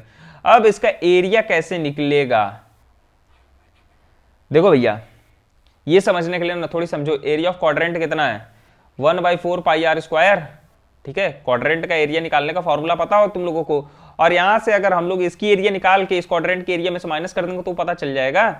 तो एरिया ऑफ क्वाड्रेंट पहले पता कर लेते हैं। तो एरिया ऑफ क्वाड्रेंट आ गया 77/8 सेंटीमीटर स्क्वायर, ठीक है। और फिर उसके बाद एरिया ऑफ ट्राइंगल का निकाल लेंगे, और ओबी की लेंथ है मतलब रेडियस की लेंथ अगर 3.5 है that is equal to 7/2 centimetre, और फिर OD is equal to 2 centimetre. OD भी दिया हुआ है, ओडी की लेंथ 2 सेंटीमीटर है और रेडियस की लेंथ कितनी है 3.5। तो उससे हम लोगों को पता चल जाएगा एरिया ऑफ ट्राइंगल। तो area of shaded region is equal to quadrant का एरिया जो क्वाड्रिलेटरल टाइप का दिख रहा है उसका एरिया और ट्राइंगल के एरिया को माइनस कर दो। तो कितना ट्राइंगल का एरिया आया था 7/2 सेंटीमीटर। यहां देखो, यहां से एरिया ऑफ ट्राइंगल निकल गया ना, हाफ बेस इनटू हाइट के फॉर्मूले पे। कितना आसान फॉर्मूला है। और फिर उसके बाद हम लोग पता कर लेंगे area of the shaded region that is equal to 49/8 centimetre square. अपना अगला क्वेश्चन क्या है, अब देखो अगला क्वेश्चन क्या कह रहा है। In figure 2 concentric circle, concentric circle मतलब कि एक सर्किल के अंदर एक और सर्किल या फिर एक सर्किल के बाहर एक circle. So 2 concentric circle with centre O having radius 21 centimetre and radius 42 centimetre. दोनों की रेडियस दी हुई है 21 और 42। If angle AOB is equal to 60 degree find the area of the shaded region. यार भैया कितना आसान क्वेश्चन है। क्यों? अगर हम लोग इस वाले सेक्टर का एरिया निकाल ले, ये जो बड़ा वाला सेक्टर है, और इस सेक्टर को इस वाले सेक्टर के एरिया से माइनस कर देंगे, ये वाला। एक काम करते हैं एरिया ऑफ सर्किल निकाले ना, एक बार बड़े वाले एरिया का सर्किल निकाल लो जो लार्जर वाला है, ये वाला एरिया देखो यहां से, अब लोग समझोगे थोड़ी सी। ये वाला जो एरिया है इसको निकालने के बाद और फिर एरिया ऑफ सेक्टर निकाल लो, ये वाला एरिया, और माइनस कर दो तो हम लोगों के पास ये वाला एरिया निकल के आ जाएगा ना कितने आराम से। चलो भैया देखो कैसे आएगा। पहले इसने एरिया ऑफ मेजर सेक्टर निकाला है। मेजर सेक्टर का एरिया मतलब जो बड़े वाले सर्किल का एरिया है, वो निकालने के बाद area of major sector in bigger circle ये आएगा। फॉर्मूला तुम लोगों को पता होगा, यही होता है θ/360 इंटू पाई आर स्क्वायर, ठीक है। तो area of the major sector कितना आ जाएगा 4620 centimetre square, 4620 centimetre. So area of smaller circle, अब रेडियस ऑफ स्मॉलर सर्कल कितना दिया हुआ 21 सेंटीमीटर दिया। तो area of the major sector, इसमें भी अब छोटे वाले सर्कल का एरिया निकाल ले तो रेडियस की जगह वैल्यू क्या रख देंगे 21/21 सेंटीमीटर। तो 21 सेंटीमीटर पे जो एरिया सेक्टर का आएगा वो इतना आएगा, ठीक है। तो area of the shaded portion कितना आ जाएगा, सीधे आराम से कितना आंसर आ गया 4,620 माइनस इतना। ये देखो इसने पहले इस एरिया का निकाल लिया एरिया और फिर एक बार इसका निकाल लिया और फिर दोनों को माइनस कर दिया है, ठीक है। स्क्रीनशॉट लेना है, ले लेना, समझ लेना, इसको देख लो। क्वेश्चन नंबर 75 क्या कह रहा है, अपना अगला क्वेश्चन है, और इस क्वेश्चन में हम लोगों को बताना है कि इस वाली एरिया, ये जो शेडेड रीजन है इसका एरिया क्या होगा। तो in the given figure ABCD is rectangle with dimension इतना एंड इतना। तो अगर डायमेंशन ये 14 सेंटीमीटर है तो अगर इसको पकड़ेंगे ना तो इसका रेडियस कितना हो जाएगा 7 सेंटीमीटर। इस चीज को पहले ही देख लो। और एरिया ऑफ रेक्टेंगल निकालने आता है लेंथ इंटू ब्रेथ, ठीक है। तो अगर तुम लोग यहाँ पे इसका एरिया निकाल के और सर्कल का, सेमी सर्कल का एरिया निकाल लो। सेमी सर्कल कैसे निकलेगा, एरिया ऑफ सर्कल क्या होता है पाई आर स्क्वायर, हाँ। तो इसको 2 से डिवाइड कर दो तो इसको इसका जो आंसर आएगा इसके एरिया में से माइनस कर दो बस। चलो देखो इधर, यहाँ पे शेडेड एरिया का region area of rectangle minus area of semi circle, ठीक है। फाइनल आंसर हम लोगों के पास आ जाएगा 21/7 सेंटीमीटर। और आगे कुछ पूछा find the area of the, find the area in the perimeter. Perimeter कैसे निकलेगा, पेरीमीटर भी बहुत आराम से निकल जाएगा यार। अगर पेरीमीटर निकालना हम लोगों को तो बस वही सीधे पेरीमीटर वाला लेंथ प्लस ब्रेथ, देखो आ गया यहाँ से perimeter of shaded reason. Perimeter of shaded reason कैसे निकलेगा, पेरीमीटर ऑफ सर्कल का, सेमी सर्कल का पेरीमीटर निकाल लो और इधर की जो लेंथ दी हुई है तीनों को ऐड कर लो, 21 + 14 + 21 plus perimeter of circle, half of perimeter of circle. अगला क्वेश्चन है अपना 76 और इस क्वेश्चन के according find the dimension of a rectangular park whose perimeter is 60 metre and area. अब डायमेंशन बताना हम लोगों को एक रेक्टेंगुलर पार्क की जिसका पेरीमीटर दिया हुआ है, पेरीमीटर दिया हुआ है 60, मतलब कि length plus breadth 2LB = 60 centimetre दिया हुआ है, और एरिया जो दिया हुआ मतलब कि लेंथ इंटू ब्रेथ जो दिया हुआ है वो 200 मीटर दिया हुआ है। तो कितना आसानी से क्वेश्चन सॉल्व हो जाएगा देखो। पहले तो हम लोग ब्रेथ की वैल्यू निकाल लेंगे लेंथ के टर्म में। देखो 2L + B 60 दिया हुआ है तो L + B कितना हो जाएगा 30 हो जाएगा। तो ब्रेथ की जो वैल्यू आ जाएगी 30 माइनस लेंथ हो जाएगी। Let the breadth is 30 minus x metre, x ले लिए हैं हम लोग लेंथ को। तो according to the question length into breadth is equal to area, और लेंथ और ब्रेथ का एरिया निकालेंगे और हम लोगों के सामने क्वाड्रेटिक इक्वेशन फॉर्म हो जाएगा ये, ठीक है। और यहां पे प्लस होगा, एक second, x square minus 30x plus 200 is equal to 0। और इसको सॉल्व करने में तुम लोग एक्सपर्ट हो, मिडिल टर्म में स्प्लिट कर देना, फैक्टराइजेशन मेथड लगा देना, और यहां से हम लोगों की x की वैल्यू आ जाएगी 2, एक आ जाएगा 10 और एक आ जाएगा 20, ठीक है। फॉर x के लिए, x जब हम लोगों की लेंथ अगर 10 है तो ब्रेथ कितना हो जाएगा 20, सॉरी अगर ब्रेथ अगर 10 है तो लेंथ 20 आ जाएगी, और अगर लेंथ x अगर 20 है तो यहां से hence the dimension of the plot are 10 and 20 metre, ठीक है, समझ गए। अगला क्वेश्चन देखो, क्वेश्चन नंबर 77 क्या कह रहा है, a elastic belt is placed around a rim of pulley of radius 5 cm from one point C to the belt of the elastic belt। अच्छा यहां से देखो, एक ये समझ लो सर्कुलर पुल्ली है और यहां से एक बेल्ट को स्ट्रेच किया गया है यहां से यहां तक, यहां से ये देखो, अगर ये बेल्ट यहां से अगर लगी हुई है और उसको स्ट्रेच करोगे यहां तक, तो यहां पे देखो फिगर में साफ साफ मेंशन है सारे डायमेंशंस, और हम लोगों को पता क्या करना है, find the length of the belt that is still in contact with the pulley, also find the shaded area region. अच्छा हम लोगों को लेंथ बतानी है ये वाली और एरिया निकालना है ये वाला, ठीक है। कैसे निकलेगा यार, अगर हम लोगों को ये वाली हाइट मिल जाएगी OB, तो हम लोग तो एरिया बहुत आराम से निकाल लेंगे, इस सेक्टर का एरिया निकाल के, इस सेक्टर का एरिया निकाल के, ट्राइंगल के जो एरिया है दोनों उसमें से माइनस कर देंगे। तो पहले हम लोग लेंथ निकालते, कैसे निकलेगा, यहां पे tan थीटा लगा दो, देखो ये देखो cos theta, okay cos theta लगा देंगे तो हम लोगों के पास जो एंगल की वैल्यू आ जाएगी वहां से 60 डिग्री एंगल मिल जाएगा हम लोगों को ये वाला, ठीक है। ये वाला अगर एंगल 60 डिग्री है तो भैया देखो ये 90 डिग्री हो जाएगा ये वाला एंगल, ये पूरा, क्यों, क्योंकि ये टेंजेंट है।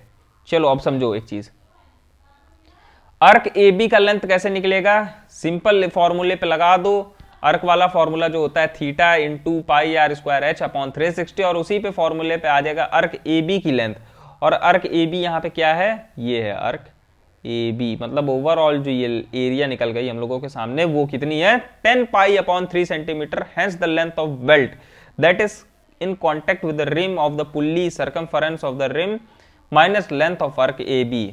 क्या बोला था मैंने, पहले सर्कमफरेंस निकाल लेंगे, जो ये AB वाला सर्कमफरेंस, उसको निकालने के बाद बस एरिया को माइनस कर दो, लेंथ वाला जो अर्क वाला एरिया है।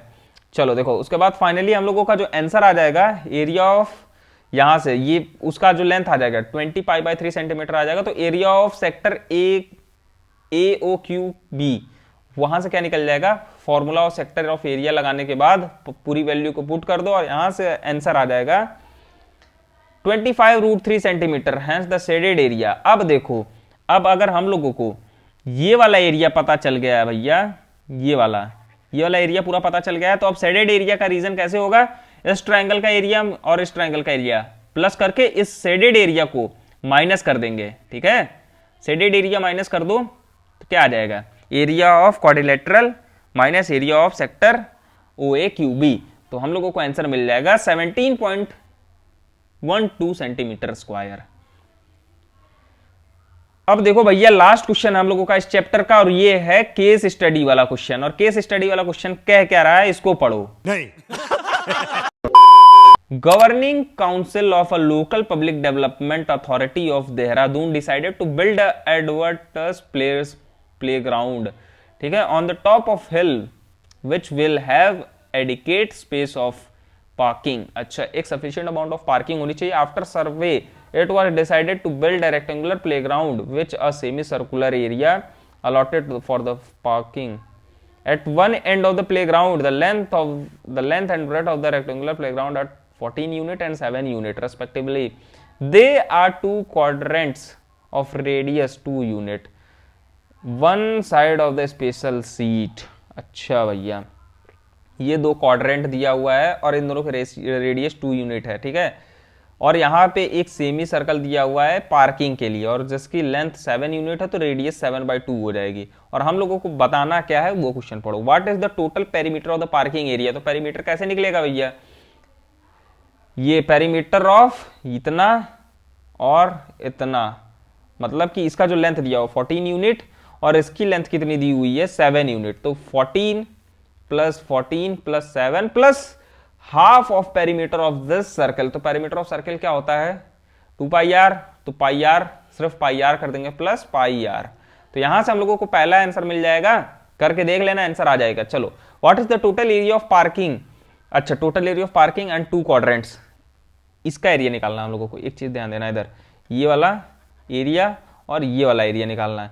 तो देखो भैया अगर हम लोग ये और ये मिला देंगे तो एक सेमी सर्कल बनेगा, और ये एक सेमी सर्कल तो ऑलरेडी आई। तो पहले इसका एरिया निकालते हैं। सेमी सर्कल 2 यूनिट दिया हुआ है, तो एरिया ऑफ सर्कल क्या होता है पाई आर स्क्वायर, तो डिवाइड कर दो 2 से, तो ये इन दोनों का एरिया निकल आएगा। फिर उसके बाद अब इसका एरिया कैसे निकलेगा, रेडियस की वैल्यू कितनी है 7/2 है, तो यहां से भी पाई आर स्क्वायर बाई 2 कर दो, तो इसकी भी एरिया आ जाएगी। दोनों को ऐड कर दो और इसका भी आंसर आप लोगों को मिल जाएगा।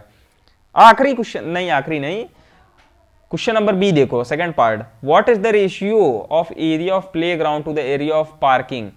प्ले ग्राउंड का रेशियो देखो, देखो हम लोगों को रेशियो क्या मिल गया है, पार्किंग वाला रेशियो ना, area of the parking. Parking का यहां से एरिया मिल गया है, और प्ले ग्राउंड का एरिया कैसे मिल जाएगा, area of this rectangle. Area of rectangle क्या होता है लेंथ इंटू ब्रेथ, और इस लेंथ और ब्रेथ में से क्या माइनस कर देंगे, इन दोनों का जो एरिया आया होगा, ठीक है, इन दोनों का एरिया जो भी आया होगा कर लेना एक बार कोशिश घर पे, ठीक है, खुद से।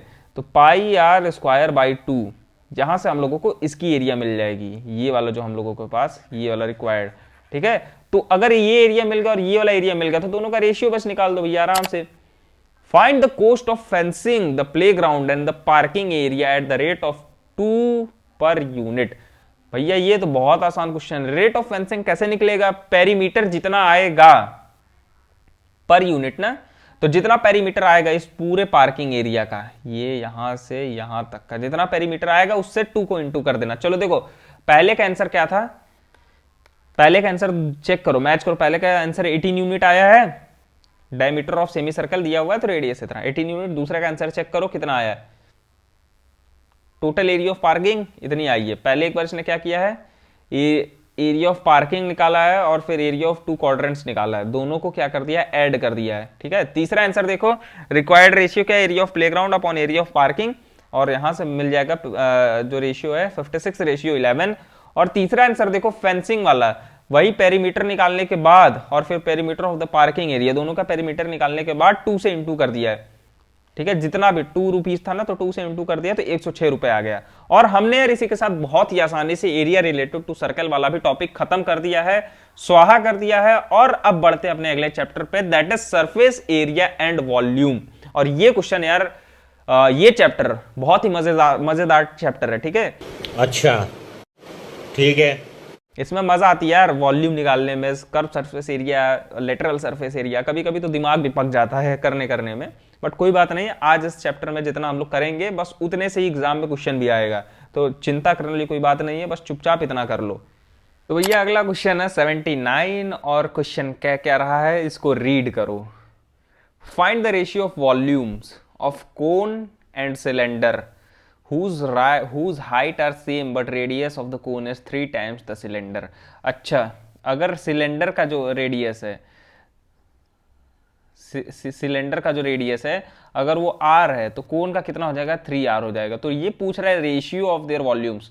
अब देखो वॉल्यूम ऑफ कोन क्या होता है 1/3 पाई आर स्क्वायर h, हाँ। तो और यहाँ पे देखो रेडियस को r और हाइट को h ले लिया है, और वॉल्यूम ऑफ सिलेंडर क्या होता है पाई आर स्क्वायर h, ठीक है। अब क्वेश्चन के अकॉर्डिंग देखो जो कोन का रेडियस है वो सिलेंडर के रेडियस का 3 गुना है, तो भैया कोन का फाइनल रेडियस क्या आ जाएगा, फाइनल वॉल्यूम क्या आ जाएगा 1/3 पाई आर स्क्वायर h, ठीक है। तो यहाँ पे r की वैल्यू 3 है तो 3 से 3 कैंसिल हो जाएगी, और यहाँ से जो आएगा वॉल्यूम ऑफ कोन वो 3 पाई आर स्क्वायर h आएगा। तो वॉल्यूम ऑफ सिलेंडर और वॉल्यूम ऑफ कोन कितना आ जाएगा 3:1 आ जाएगा, ठीक है। कितना इजी क्वेश्चन था। और बढ़ते हैं अपने अगले क्वेश्चन में, क्वेश्चन नंबर 80। और क्वेश्चन क्या कह रहा है इसको पढ़ो।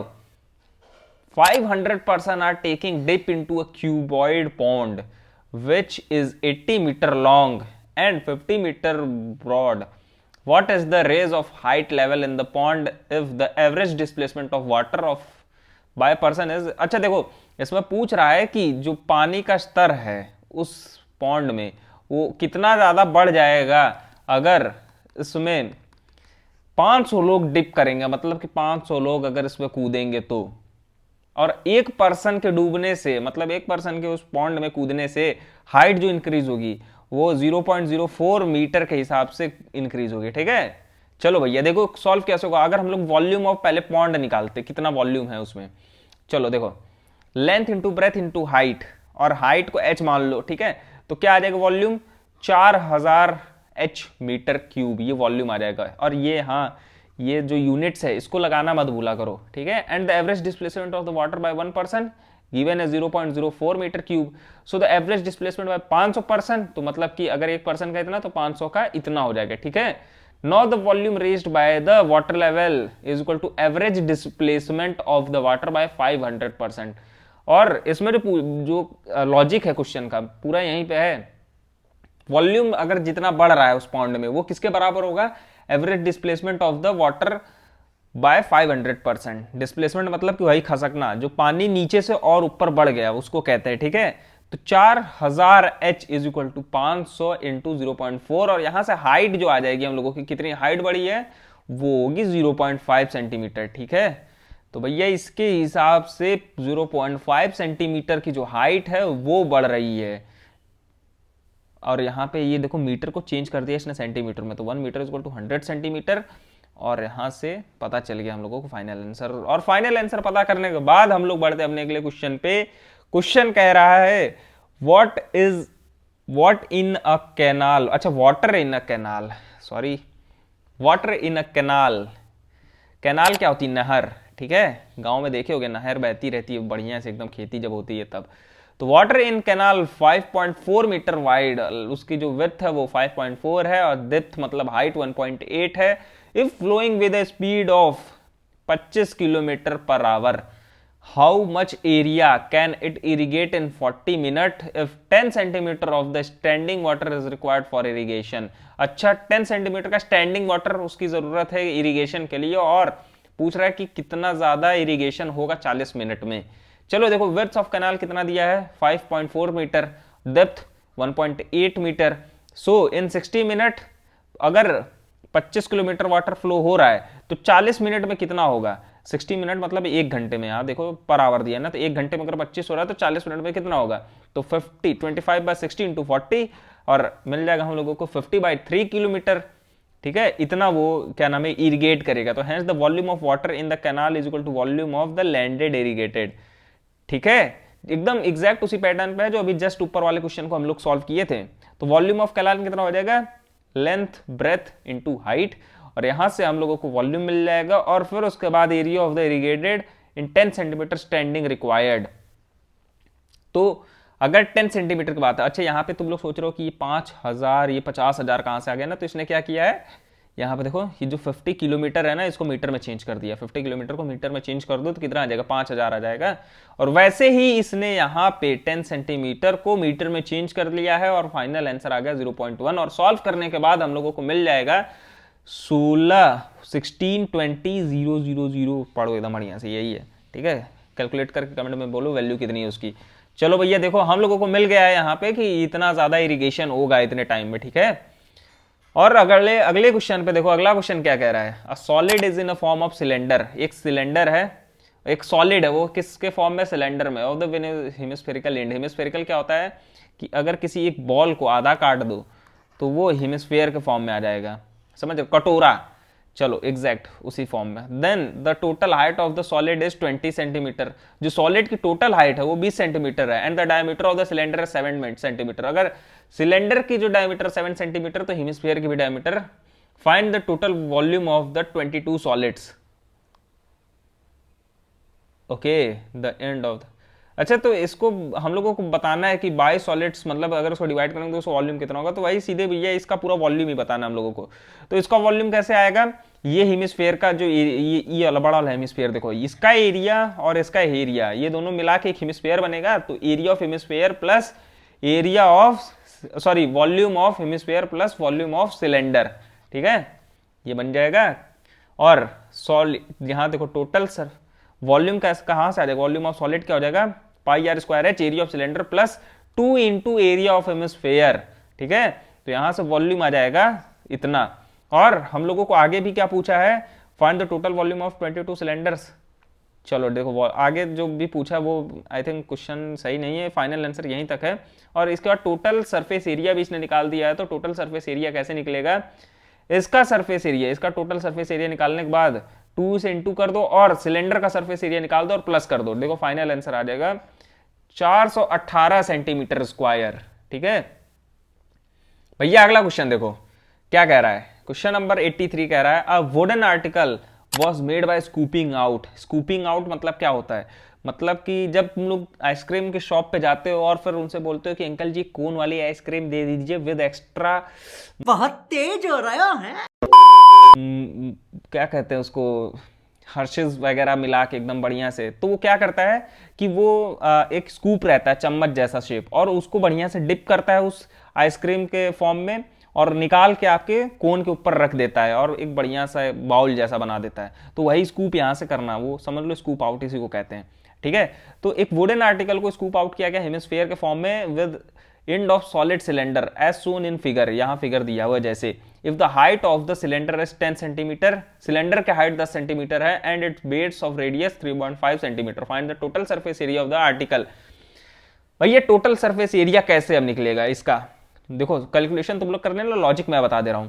यहां ये जो हेमिस्फीयर है ना, इसका फॉर्मूला लगा दो टोटल रेडियस। देखो अगर जो सिलेंडर का रेडियस जितना दिया वही सेम रेडियस इस हेमिस्फीयर का होगा, तो जितना इसका टोटल सरफेस एरिया होगा उसका 2 से इंटू कर देना हेमिस्फीयर, और ये जो सिलेंडर वाला है इसके टॉप वाले को छोड़ने के बाद और डाउन वाले को छोड़ने के बाद, मतलब कि area of circle, area of circle, ये वाला एरिया ऑफ सर्कल और ये वाला एरिया ऑफ सर्कल का छोड़ के जो साइड में बच रहा है इसको, इसका टोटल सरफेस एरिया निकाल लो। तो कैसे आएगा, देखो दोनों को ऐड कर देना बस। Height of cylinder 10 centimetre, radius 3.5 centimetre, total surface area equal to curve surface area of cylinder plus 2 into surface area of the hemisphere. Curve surface area of cylinder क्या होता है 2 पाई आर एच, और hemisphere का surface area कैसे निकलता है, hemisphere का हम लोगों को टोटल सरफेस एरिया निकालना है तो कैसे निकलेगा 2 पाई आर स्क्वायर इंटू 2 करना है, क्योंकि वहां पे 2 बार स्कूप आउट किया, एक बार ऊपर से एक बार नीचे से। तो फाइनल आंसर आ जाएगा 347 सेंटीमीटर स्क्वायर। बहुत इजी क्वेश्चन था। चलो देखो अगला क्वेश्चन क्या कह रहा है। क्वेश्चन नंबर 84 कह रहा है water is pumped out through a circular pipe. अच्छा, यहां पे एक सर्कुलर पाइप और इसमें से वाटर पंप किया जा रहा है।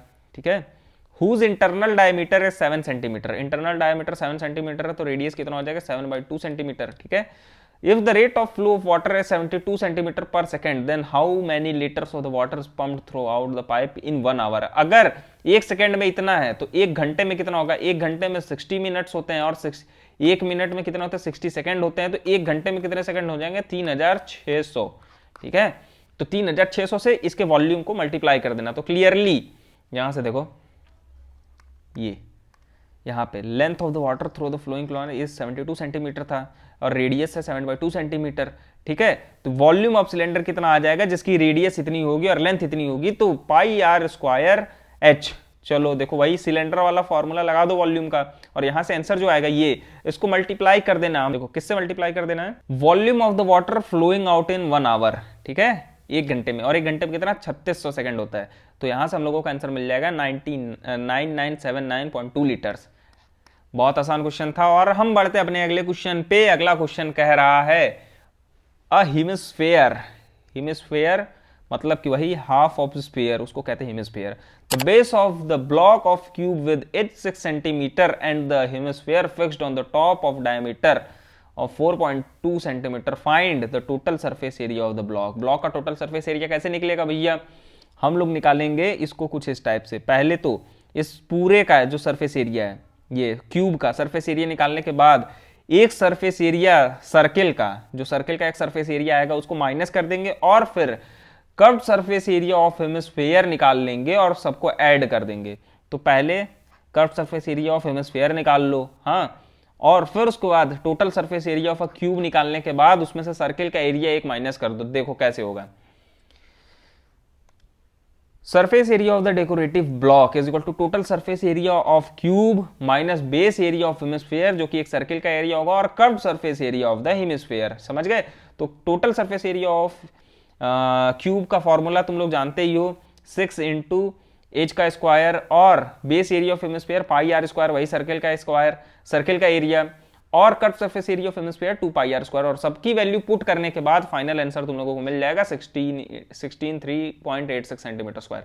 ठीक है, तो भैया अगला क्वेश्चन क्या है 86 वाला, और 86 वाला क्वेश्चन क्या कह रहा है, a solid iron pole consist of a cylinder of height, इतना हाइट दिया हुआ है एक सॉलिड आयरन पोल की, हाँ, और बेस डायमीटर दिया हुआ 24 centimetre, surmounted by another cylinder of height 60 centimetre, ये जो अनदर है इसकी हाइट 60 सेंटीमीटर है, इसकी हाइट 200 सेंटीमीटर है, 220 सेंटीमीटर है, and the radius is 8 centimetre, इसका रेडियस 8 सेंटीमीटर है। ठीक है, find the mass of the pole, it is given that 1 centimetre cube iron has 8 gram. अच्छा, अगर वॉल्यूम जो टोटल मास बताना है इस पूरे आयरन पोल का, कुछ कुछ कैसा दिख रहा है, मम्मी का जो बेलन होता है वैसा दिख रहा है, जो जिससे मम्मी रोटी बनाती है, अगर नीचे एक और आ जाए तो, बट हम लोगों को नीचे वाला नहीं दिया है। तो भैया हम लोगों को बताना है कि इसका वॉल्यूम, सॉरी इसकी वेट कितना होगा। अगर इसका वॉल्यूम निकालेंगे तो अगर 1 मीटर क्यूब के हिसाब से, 1 सेंटीमीटर क्यूब के हिसाब से इसका जो टोटल ग्राम है वो 8 ग्राम है, तो इसका जो टोटल वॉल्यूम आएगा,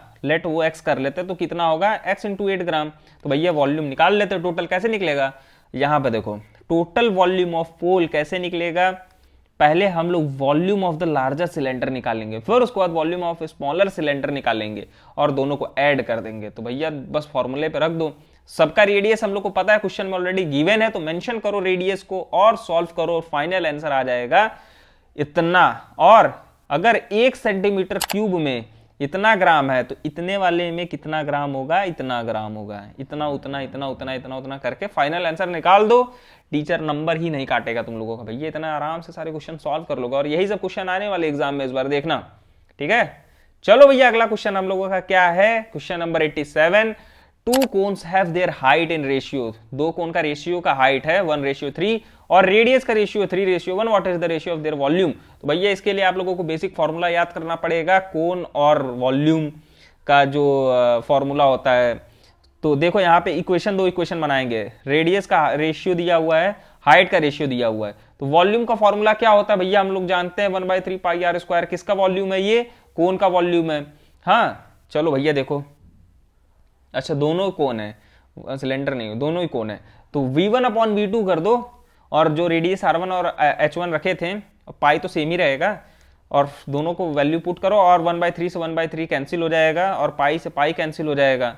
ठीक है, तो यहां से जो फाइनल वॉल्यूम का रेशियो आएगा वो क्या होगा हम लोगों के सामने, ये देखो R1/R2 इंटू H1/H2, और यहां से हम लोगों को एक चीज पता था क्वेश्चन में, देखो ये R1/R2 H1/H2 1/3 है और R1/R2 3/1 है। ठीक है, तो यहां से वैल्यू पुट कर दो दोनों की, और हम लोगों को फाइनल वॉल्यूम का जो रेशियो मिल जाएगा वो 3:1 है।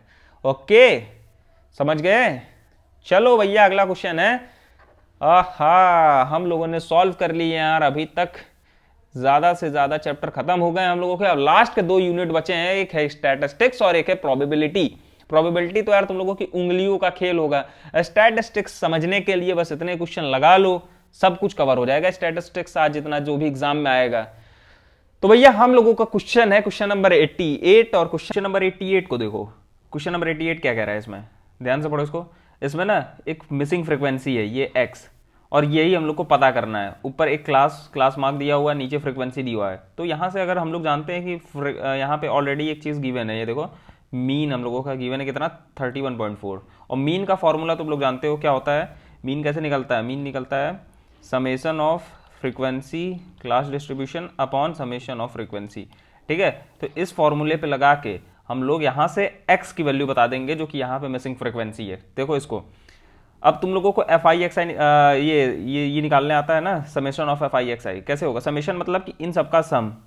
ठीक है, और ये निकलेगा कैसे, यहाँ देखो लाइक ये क्लास और ये क्लास मार्क कैसे आएगा, इन दोनों को ऐड करो, 2 से डिवाइड करो, इन दोनों को ऐड करो, 2 से डिवाइड करो, तो यहाँ क्लास मार्क निकलते आ जाएगा। बिकॉज यहाँ पे अगर 2 इंटरवल दिया है तो इसका क्लास मार्क क्या होगा, इन दोनों का सम कर दो और 2 से डिवाइड कर दो तो क्लास मार्क आ जाएगा, या फिर इन दोनों का मिडिल टर्म।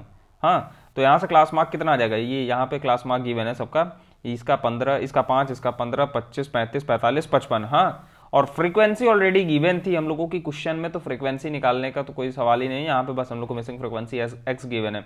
अब FI/XI क्या है, इन दोनों का मल्टीप्लीकेशन कर दो, ठीक है, मल्टीप्लाई कर दो, 5 5 25, 15 इंटू एक्स 15x, और ऐसे ही सबका यहाँ पे मल्टीप्लाई कर दो। तो यहाँ से क्या आ जाएगा हम लोगों के पास, सारी फ्रीक्वेंसी का सम निकालने के बाद ये फ्रीक्वेंसी का सम है समेशन, और ये FI/XI है, ठीक है। चलो देखो मीन का फॉर्मूला लगा दिया, और मीन का फॉर्मूला जब लगाएगा तो यहाँ से हम लोग का एक x के साथ वेरिएबल मिल जाएगा, एक इक्वेशन बनाएगी जहाँ से x की वैल्यू आ जाएगी 8।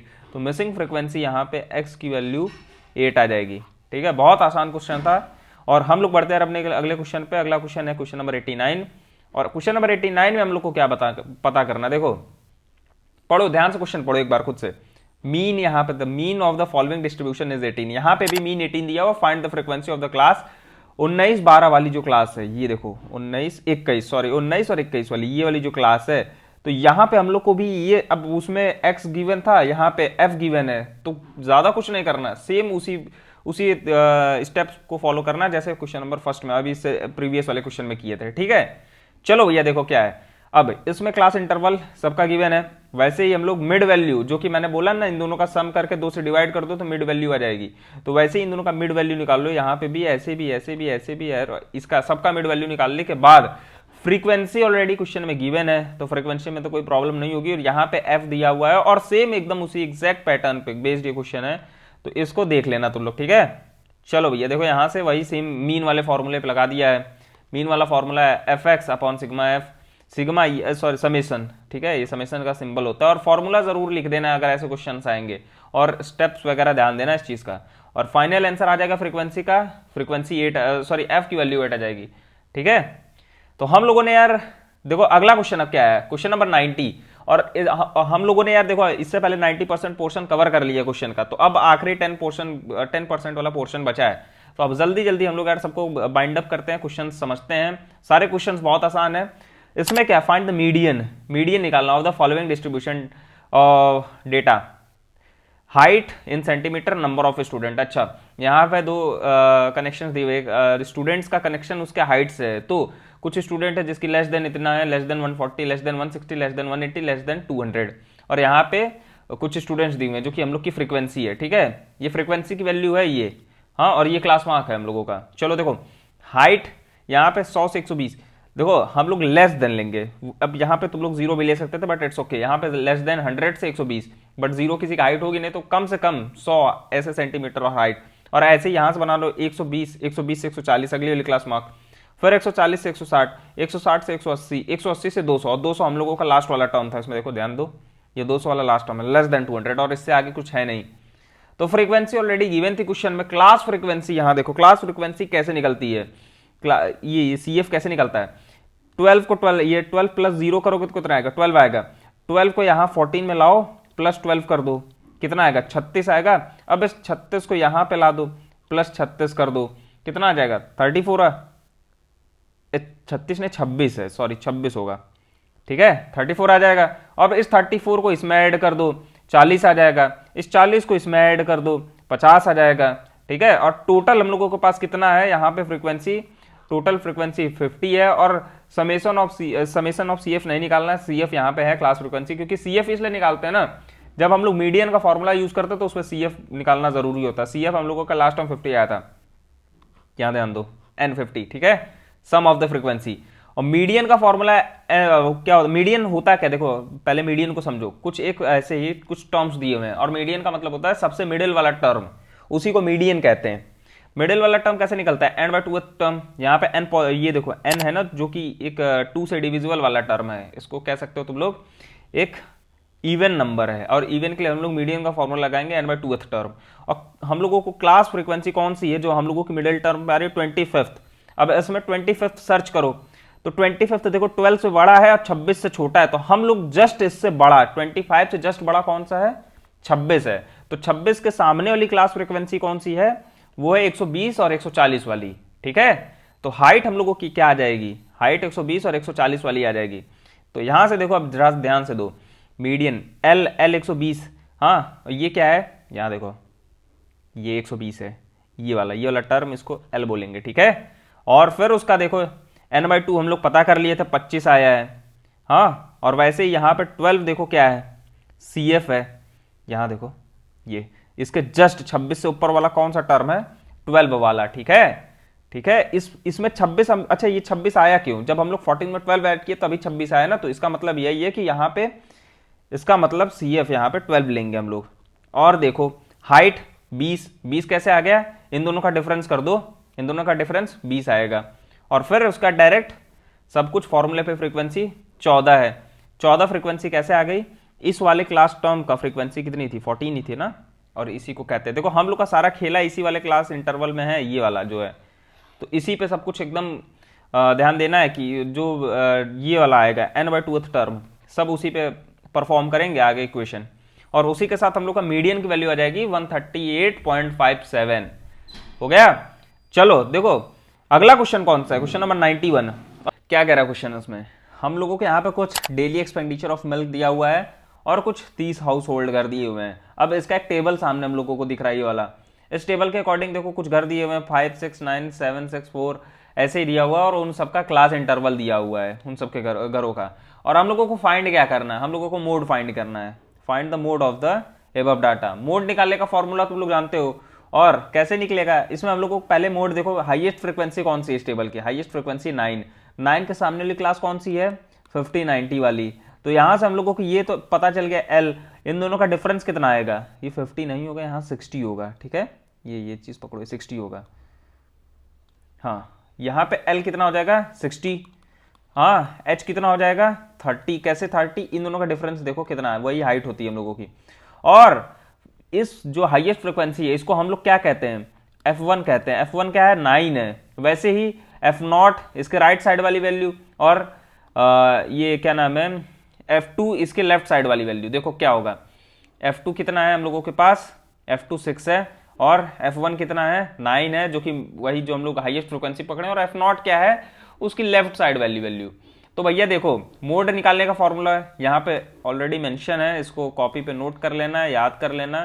क्वेश्चन बहुत इंपॉर्टेंट है ये वाला, मोड वाला आते हैं एग्जाम में। ठीक है, चलो देखो अब इस फॉर्मूले के अकॉर्डिंग रखो।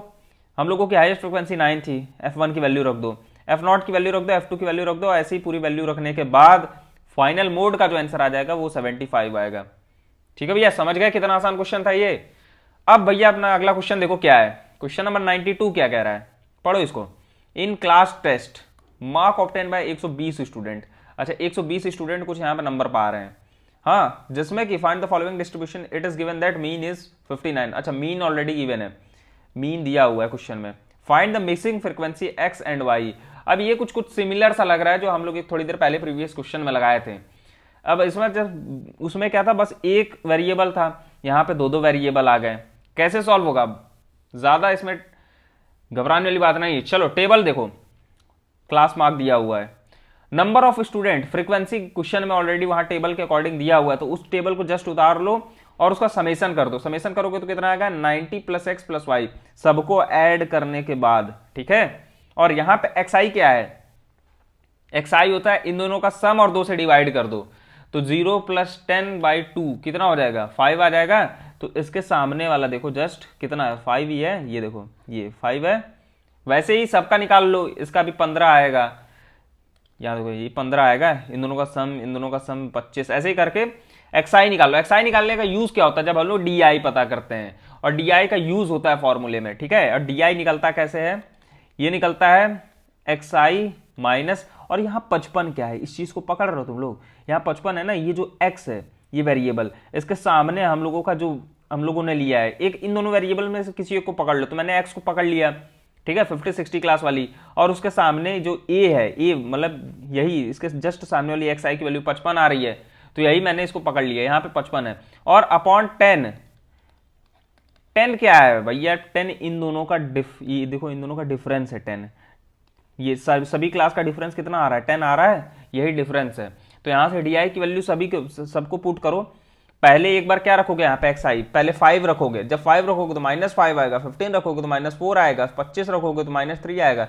ऐसे करोगे एक टाइम 0 आ जाएगा, फिर पॉजिटिव में वैल्यू शुरू हो जाएगी। सेम वही, जितना तुम लोग नीचे से चले हो, ऊपर से नीचे आए हो, वैसे नीचे से उतना ऊपर जाना है। ठीक है, और यहाँ पे देखो FIDI क्या है? ये इसका मल्टीप्लीकेशन और इसका मल्टीप्लीकेशन कर दो, 1 × -5 3 × -4 -12, ऐसे ही पूरा निकाल लो। निकालने के बाद समेशन इसका कर दो। इसका जब समेशन करोगे मतलब कि इन सबको सम करोगे तो कितना आएगा? यहाँ पे देखो कुछ इस निगेटिव वाली वैल्यू का सम -73, पॉजिटिव वाली वैल्यू का सम है 117 + 4y दिया है। तो जब इन दोनों को ऐड करोगे तो क्या आ जाएगा, समेशन ऑफ fi di, इन दोनों की वैल्यू कितनी आएगी 44 + 4y। ठीक है, तो ऐसे ही निकालने के बाद सीधे हम लोग मीन वाले फॉर्मूले पे रख देंगे, और मीन वाला फॉर्मूला है अपन का ये। और यहाँ पे एक चीज नोटिस करो, तो यहाँ पे ऑलरेडी ये इसका समेशन दिया हुआ था गिवन। ठीक है, फ्रीक्वेंसी का समेशन 120 दिया हुआ है, तो हम लोगों को यहाँ से एक इक्वेशन मिल जाएगी, कितना 120, इन सबको ऐड करने पे 120 आएगा। और फिर उसके बाद डायरेक्ट हम लोग इस फॉर्मूले पे रखेंगे पूरी वैल्यू को, और एक और इक्वेशन जो इक्वेशन 1 था जहां पे 120 वैल्यू थी, ठीक है, तो उस इक्वेशन के अकॉर्डिंग x की वैल्यू आ जाएगी 30 - 1, और यहां से x और y दोनों की वैल्यू निकल जाएगी, जो कि हम लोग को पता करना था। समझ गए? वीडियो को पॉज करके समझ लेना एक बार, और हम लोग अब बढ़ते अपने अगले क्वेश्चन पे। अगला क्वेश्चन है 93 वाला। अब देखो इसमें क्या पता करना है। मेडिकल चेकअप के लिए 35 स्टूडेंट है क्लास में, देयर वेट और रिकॉर्डेड एज फॉलोइंग। तो देखो यहाँ <38 है, <40 है, 42 है। अब इसको कैसे, अगर एक चार्ट बनाओगे, अगर एक टेबल बनाओगे तो कैसे लिखोगे इसको? देखो ज्यादा कुछ नहीं करना है। अब यहाँ पे <30 है, तो ज्यादा से ज्यादा कितना हो सकता है? 0 हो सकता है, 0 से 38, 38 से 40, और ऐसे ही करते करते पूरा टेबल बना दो। ठीक है, चलो देखो यहाँ पे 0 से 38, 38 से 40, 40 से 42, ऐसे ही करो। और नंबर ऑफ स्टूडेंट मतलब फ्रीक्वेंसी, यहाँ पे देखो कुछ फ्रीक्वेंसी दिया हो। अब अगर यहाँ <30, <40 तो इसकी फ्रीक्वेंसी तो डिसाइड नहीं है, क्योंकि <40 की फ्रीक्वेंसी 3 है। तो अगर मैं एक इंटरवल बना दूं कि 38 से 40 की फ्रीक्वेंसी कितनी होगी, तो वो होगी 30 - 0, जो पहली वाली फ्रीक्वेंसी थी उससे उसको माइनस कर दो।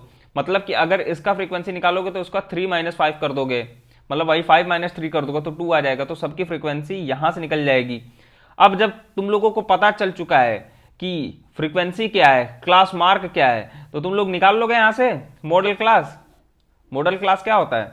फ्रीक्वेंसी, अब यहाँ पे फॉर्मूला रख दो, L की, H की, F1, F0, F2 सबकी वैल्यू निकाल लो।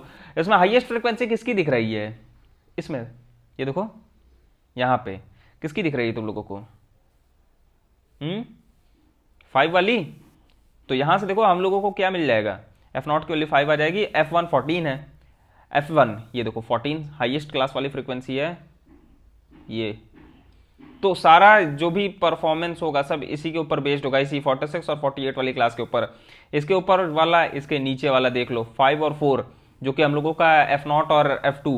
ठीक है, 5 और 4 F0 और F2, और डायरेक्ट फॉर्मूले पर रख दोगे तो फाइनल वैल्यू आ जाएगी हम लोगों की मोड वाली क्लास 46.95 वेरीफाइड। ठीक है, तो भैया कितना आसान था फ्रीक्वेंसी, ये स्टैटिस्टिक्स वाला चैप्टर। और जितना इसमें क्वेश्चन है बस उतना कर लो, फिर उसके बाद पूरी टेंशन खत्म हो जाएगी कि यार स्टैटिस्टिक्स तो हम लोगों ने कवर ही नहीं किया, बस इतना कर लो सब कवर हो जाएगा। ठीक है, और हम लोग बढ़ते हैं अपने अगले चैप्टर पे, प्रोबेबिलिटी। और ये सबसे आसान चैप्टर है पूरे क्लास 10th की मैथमेटिक्स का। कैसे आसान है, इस पे मजा आता है लगाने में। Control control. भाई अगर एक कॉइन को टॉस किए तो उसकी प्रोबेबिलिटी हेड की कितनी है, टेल की कितनी है, कितना मजा आती थी लगाने में। तो बस वही करना आज भी। और इसके लिए देखो मैं जल्दी जल्दी इसको वाइंड अप करना चाह रहा हूं, तो तुम लोग क्वेश्चन को पढ़ो, खुद ट्राई करो, और मैं बस ओवरऑल समझा दे रहा हूं जल्दी जल्दी। देखो यहाँ पे दो डाइस दिया हुआ है, और उन दोनों को साइमल्टेनियसली मतलब एक साथ टॉस किया गया, तो find the probability of getting an even number on both side और the sum of 2 numbers on more than 9। अच्छा, 2 नंबर का सम मोर देन 9 कब हो सकता है? और अगर 2 डाइस को टॉस कर रहे हो, मतलब कि या तो 4 + 4 होगा, हाँ, तो सारा खेल यहीं 4 से शुरू होगा, या तो 5 + 4 होगा, ऐसे ही मतलब 9 हो जाएगा। तो पहले हम लोग इसको ए वाली वैल्यू निकालते हैं, इवन नंबर। अब यहाँ देखो पहले तो हम लोग आउटकम निकालते हैं। 2 डाइस को अगर टॉस करेंगे तो कितना आउटकम आएगा? 2 2 2 4 2 6 4 2 4 4 4 6 6 2 6 2 6 4 6 6। अभी इसमें एक चीज नोटिस किए, जितना भी आउटकम आ रहा है सब इवन वाला है। देखो 2 इस डाइस पे भी 2 है, इस डाइस पे भी 2 है, इस पे भी 2 है, इस पे 4 है, इस पे 2, इस पे 6, इस पे 4, इस पे 2, मतलब कि ये सारा इवन आउटकम आ रहा है। और टोटल आउटकम कितना है? 36। 36 कहां से आया? एक डाइस में टोटल कितना आउटकम आ सकते हैं? 6, और हम लोग इसको टॉस कितने बार किए हैं? 2 बार, तो 6 की पावर 2 = 36। मतलब कि जो भी यहाँ पे 6 की पावर n कर दोगे तो यहां से हम लोगों का आउटकम आ जाएगा। n क्या है? कितने बार तुम लोग टॉस किए हो। ठीक है, तो क्लास 10th की मैथमेटिक्स में ज्यादा से ज्यादा 2 ही बार टॉस करने के लिए बोलेगा ही, तुम लोगों को ज्यादा टॉस करने की जरूरत भी नहीं है। तो चलो इवन वाला आउटकम कितना आ जाएगा हम लोगों के पास, 1 2 3 4 5 6 7 8 9 10, तो इन सब का आउटकम कितना है, 10 है टोटल, ठीक है 10 है, 1 2 3 4 5 6 7 8 9 10, ठीक है। एन ए यहाँ पे 9 दिया हुआ है, आई थिंक कुछ मिसप्रिंट हो गया होगा, 2 2 6 6, यहाँ क्वेश्चन के अकॉर्डिंग क्या है, an even number on the both dice. चलो इसको एक बार देख लेना तुम लोग, ठीक है, और मैं तब तक बी वाला सॉल्व करता हूं कि टोटल जिसका मतलब कि आउटकम सम 9 से ज्यादा होना चाहिए। तो देखो 3 6 4 5 5 4 6 3, तो एन टोटल कितना है, 4 है। देखो 1 2 3 4, टोटल नंबर ऑफ आउटकम कितना आ रहा है, 4, पॉसिबल नंबर ऑफ आउटकम 4 है, ये मतलब पॉसिबल नंबर ऑफ आउटकम है, हाँ। और टोटल नंबर ऑफ आउटकम कितना हम लोगों के पास 36 है, तो प्रोबेबिलिटी कितना आ जाएगी, 1/9 आ जाएगी। Since A and B are mutually exclusive का मतलब क्या होता है कि यहां पे एक चीज ध्यान दो, इज मोर देन 2, अच्छा ये कुछ एक्सेस चीजें दिया हुआ है तो हम लोगों को इसकी जरूरत नहीं है, यहां फाइनल आंसर वाइंड अप होता है इसका, ठीक है। चलो अगला क्वेश्चन देखो, क्वेश्चन नंबर 95 क्या कह रहा है, यहां पे कह रहा है ना कि 3 कॉइन को टॉस किया गया है और फिर प्रोबेबिलिटी पूछ रहा है एटलीस्ट 2 हेड और एटमोस्ट 2 हेड। तो एटलीस्ट और एटमोस्ट में बहुत डिफरेंस होता है, इस चीज को ध्यान रखना, बहुत लड़के कंफ्यूज हो जाते हैं, वो लोग 2 ही हेड की और 2 हेड की 2 बार प्रोबेबिलिटी सेम निकाल के बैठ जाते हैं, बट नहीं करना है ऐसा। एटलीस्ट का मतलब होता है कम से कम, ठीक है, KSK कम से कम, और एटमोस्ट का होता है ज्यादा से ज्यादा, ठीक है। तो चलो देखो पॉसिबल आउटकम कितना होगा अपने पास, वही देख लेना एक बार, पॉसिबल आउटकम निकाल के 3 कॉइन को टॉस करना, बार बार पॉसिबल आउटकम नोट कर लेना, और टोटल पॉसिबल आउटकम हम लोगों के पास 8 है, और फेवरेबल आउटकम हम लोगों के कितने हैं, अगर एटलीस्ट 2 हेड की बात करो तो कम से कम 2 हेड होने ही चाहिए उस आउटकम में। तो ऐसे कितने आउटकम है, head head tail, head tail head, tail head head और हेड हेड हेड, तो इतना कितना आ जाएगा फेवरेबल आउटकम, 4 है, तो प्रोबेबिलिटी कितनी हो जाएगी, 4/8 दैट इज 1/2। और अगला पूछ रहा था कि यार एटमोस्ट 2 हेड, इस चीज पे ध्यान रखना है, एटमोस्ट और एटलीस्ट का बहुत बड़ा डिफरेंस है। तो एटमोस्ट का मतलब कि हाँ भैया ठीक है, ज्यादा से ज्यादा 2 हो सकते हैं, कम से कम कुछ ना हो तो भी चलेगा। तो ऐसे कितनी प्रोबेबिलिटी है, सिर्फ हेड हेड हेड को छोड़ के, जो 3 बार हेड आया उसको छोड़ के बाकी सारी प्रोबेबिलिटी होंगी। तो देखो कितनी है, head head tail, head tail head, head tail tail, tail head tail, tail tail head, tail head head और टेल टेल टेल। तो भैया हमारे पास टोटल 7 है। अगर मैंने हेड हेड हेड को हटा दिया, मतलब कि कम से कम 3 नहीं होनी चाहिए, हाँ समझ गए, ज्यादा से ज्यादा 2 हो सकती हैं, चलेगा उतना। तो प्रोबेबिलिटी कितनी हो जाएगी, 7/8 हो जाएगी, ठीक है, समझ गए। क्वेश्चन नंबर 96 देखो, क्वेश्चन नंबर 96 क्या कह रहा है, N integer is chosen at random between 1 से 100 के बीच में एक इंटीजर चूज किया गया है, डिविजिबल बाई 8। तो ऐसे कितने आउटकम है जो कि 8 से डिविजिबल है। तो चलो इसको देखो, और एक और पूछ रहा है डिविजिबल नॉट बाई 8। तो देखो अब इसमें एक लॉजिक मैं तुम लोग को समझा दे रहा हूं, क्वेश्चन सॉल्व करते टाइम बहुत अच्छे से काम आएगा। जो 8 की प्रोबेबिलिटी आएगी, ठीक है, उसी को 1 से माइनस कर देना, तो इसका आंसर आ जाएगा ये वाले का आंसर, नॉट डिविजिबल बाई 8, ठीक है, क्योंकि 2 प्रोबेबिलिटी की सम, एक होना और ना होने का सम कितना होता है, 1 होता है, समझ गए। चलो देखो भैया यहाँ पे अगर ध्यान से पढ़ो तो नंबर ऑफ इंटीजर 1 से 100 के बीच में कितना हो जाएगा, 2 4 5 ऐसे लेके 99 तक, ठीक है। तो 1 से और 100 के बीच में बोला है, 1 और 100 को इंक्लूड नहीं करना है, एक चीज ध्यान रखना इस चीज को, यहाँ पे 1 और 100 को इंक्लूड ना करते हुए 2 से गिनती शुरू करना और 99 तक जाना। So number of sample space कितना हो जाएगा, 98 हो जाएगा, नंबर ऑफ सैंपल स्पेस वही टोटल नंबर ऑफ आउटकम। तो यू कैन इजिली से total number of sample space कितना हो जाएगा, 98।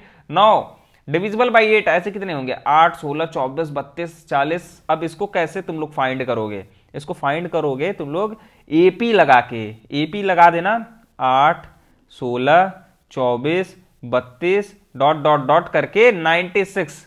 तो हम लोगों के पास यहाँ पे ए एन की वैल्यू आ गई, और हम लोगों को बताना क्या है, एन की वैल्यू। ए की वैल्यू पता है, कॉमन डिफरेंस 8 है, तो बस एन की वैल्यू निकाल लेना, किस फॉर्मूले पे, A N is equal to A plus N minus 1d। तो यहां से n की वैल्यू आ जाएगी, ए एन की वैल्यू 96 है, ए की वैल्यू कितनी है, 8 है, कॉमन डिफरेंस भी कितना है, 8 है, निकाल लोगे ये n की वैल्यू, तो वहां से n की वैल्यू आ जाएगी, n की वैल्यू आएगी 12, समझ गए। तो भैया देखो अब आगे क्या करना है, अगर n की वैल्यू 12 आ गई तो बस प्रोबेबिलिटी निकाल देना है, 12/98 प्रोबेबिलिटी आ जाएगी 6/8। तो यहाँ पे जैसे मैंने एक लॉजिक बताया था ना कि पी नॉट मतलब कि प्रोबेबिलिटी का ना होना कितना होता है, 1 से माइनस कर दो जो कि होता है जितना, तो बस यहां से हम लोगों को पता चल जाएगी 43/49। समझ गए। क्वेश्चन नंबर 97 को पढ़ो क्या कह रहा है। पीटर थ्रोज, एक लड़का है पीटर नाम का, उसने एक डाइस थ्रो किया। Peter throws 2 dice, 2 different dice. अच्छा 2 different dice throw, find the product of 2 numbers obtained. Find the product of 2 numbers obtained. Rana throws a dice and square the number of obtained. Who has the better chance to get the number 25? अच्छा हम लोगों को बताना है कि यार अगर जो पीटर है ना उसने जब बॉल थ्रो किया तो उसका जो मल्टीप्लिकेशन 2 नंबर का मल्टीप्लिकेशन आ रहा और रैना ने जितना थ्रो किया और स्क्वायर कर दिया, तो ऐसे कितने नंबर आएंगे जिसकी प्रोबेबिलिटी, इन दोनों में से किसकी प्रोबेबिलिटी ज्यादा होगी कि दोनों का मल्टीप्लिकेशन 25 आ जाए। तो देखो इसको कैसे सॉल्व करना है। पहले हम लोगों को पॉसिबल नंबर ऑफ आउटकम निकालना है। पॉसिबल नंबर ऑफ आउटकम कितने होंगे, देखो एक बार तो 2 बार इसने डाइस को थ्रो किया, 2 बार, कितना 36 आउटकम आएगा। तो टोटल काउंट करना, देख लेना इसमें 36 आउटकम है टोटल, और फिर तेरे पास टोटल नंबर ऑफ आउटकम देखो 36 आए, ठीक है। तो फेवरेबल नंबर ऑफ आउटकम कितना होगा भैया, 2 नंबर का मल्टीप्लिकेशन 25 कब आएगा, जब या तो वो 2 नंबर 5-5 हो, तो dice has equal 25 that is equal to 5-5। तो पहले वाले केस में जब पीटर ने थ्रो किया तो उस केस में कितना आ रहा है number of outcome, possible number of favourable number of outcome 1 आ रहा है। तो प्रोबेबिलिटी कितनी हो जाएगी 1/36। प्रोबेबिलिटी बहुत कम लग रही है।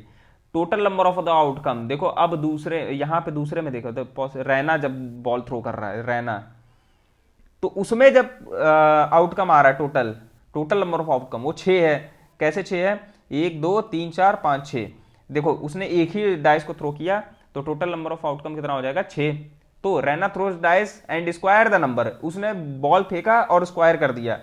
तो उसमें क्या है, उस अब 25 का स्क्वायर कब आएगा, या तो जब उस डाइस पे 5 आ जाए क्योंकि उसने स्क्वायर कर दिया तभी तो 25 आएगा, क्योंकि 4 का स्क्वायर 16 होता है, 3 का स्क्वायर हो नहीं सकता 6, ऐसे मतलब समझ गए। तो फेवरेबल नंबर ऑफ आउटकम कितना हो जाएगा 1।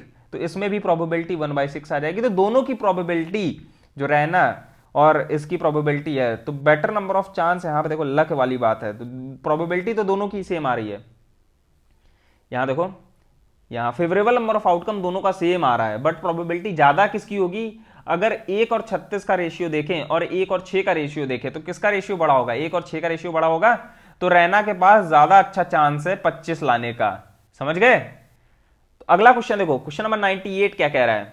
अ card is drawn from random from a well shuffled pack of the card. अच्छा ये क्वेश्चन बहुत इंपॉर्टेंट है एग्जाम्स के प्रोस्पेक्टिव से, और ये अक्सर प्रीवियस ईयर क्वेश्चंस में पूछा गया है। समझ गए। तो इस चीज को थोड़ी ध्यान से समझना कि इसमें पता क्या करना आप लोगों के पास। एक वेल शफल्ड पैक में कितने नंबर ऑफ कार्ड होते हैं, 52 कार्ड्स होते हैं। यहां देखो, यहाँ पे 52 कार्ड्स होते हैं। अब इसमें अगर हम लोग को पता करना कार्ड ऑफ स्पेड और एन एस, तो देखो probability of the card of spade और एस कितना, टोटल नंबर ऑफ स्पेड कितने होते हैं 13 होते हैं, और टोटल नंबर ऑफ एस कितने होते हैं, एस मतलब 4। कैसे, हम लोगों के पास अगर यहाँ पे एक चीज ध्यान दो, 52 का जो सेट होता है, 52 कार्ड का सेट अगर अगले 2 सेट में डिवाइड होता है, ठीक है, और ये दो भी अगले 2 सेट में डिवाइड हो जाते हैं। ये एक ट्री शेप बन रहा है, ठीक है। तो एस, एक इसमें एस होगा, एक इसमें एस होगा, एक इसमें होगा और एक इसमें होगा, तो टोटल नंबर ऑफ एस कितने हो जाएंगे 13। ठीक है, समझ गए। तो देखो भैया, नंबर ऑफ एस और स्पेड कितना हो जाएगा 1। ठीक है, तो प्रोबेबिलिटी कितनी आ जाएगी, प्रोबेबिलिटी कितनी आ जाएगी एस और स्पेड की, 13/52 प्लस 4/52। देखो यहाँ पे एक बार 13 और 52 का कर लो, एक बार इसका कर लो, तो टोटल प्रोबेबिलिटी आ जाएगी 4/3। और ये 1/52 माइनस क्यों किए हैं, एस और स्पेड को यहाँ ध्यान दो, number of card of spades, a card of spade और एन एस। तो नंबर ऑफ एस और स्पेड का मतलब कि एक होते हैं ऐसे टोटल कार्ड जो कि एक होंगे, ठीक है, एस और स्पेड को मिला के। तो हम लोग एक इसको माइनस भी करेंगे ना एक प्रोबेबिलिटी को, तो फाइनल आंसर आ जाएगा 4/3। समझ गए। अगला क्वेश्चन देखो, ब्लैक किंग। भैया ब्लैक किंग हम लोगों के पास 2 होंगे, ये 2 सेट जो होंगे ना, ये ब्लैक का सेट होगा और ये जो 2 सेट होंगे वो रेड का सेट होगा, ये ब्लैक का होगा। तो किंग हम लोगों के पास 2 कितने हो जाएंगे, 2, ब्लैक किंग 2 हो जाएंगे। तो प्रोबेबिलिटी कितनी हो जाएगी 1/26, मतलब 2/52 1/26। अगला क्वेश्चन देखो क्या कह रहा है, अगला क्वेश्चन कह रहा है neither a jack nor a king, ना तो वो जैक हो ना ही वो किंग हो। तो टोटल नंबर ऑफ जैक कितने होते हैं 4, और टोटल नंबर ऑफ किंग कितने होते हैं 4। समझ गए। तो टोटल नंबर ऑफ आउटकम कितना हो जाएगा 8, और हम लोगों को बताना कि ये नहीं है। तो मैंने क्या बोला था कि अगर ना वाली प्रोबेबिलिटी निकालनी हो तो 1 में से माइनस कर दो जितनी पॉसिबल प्रोबेबिलिटी आ सकती हैं।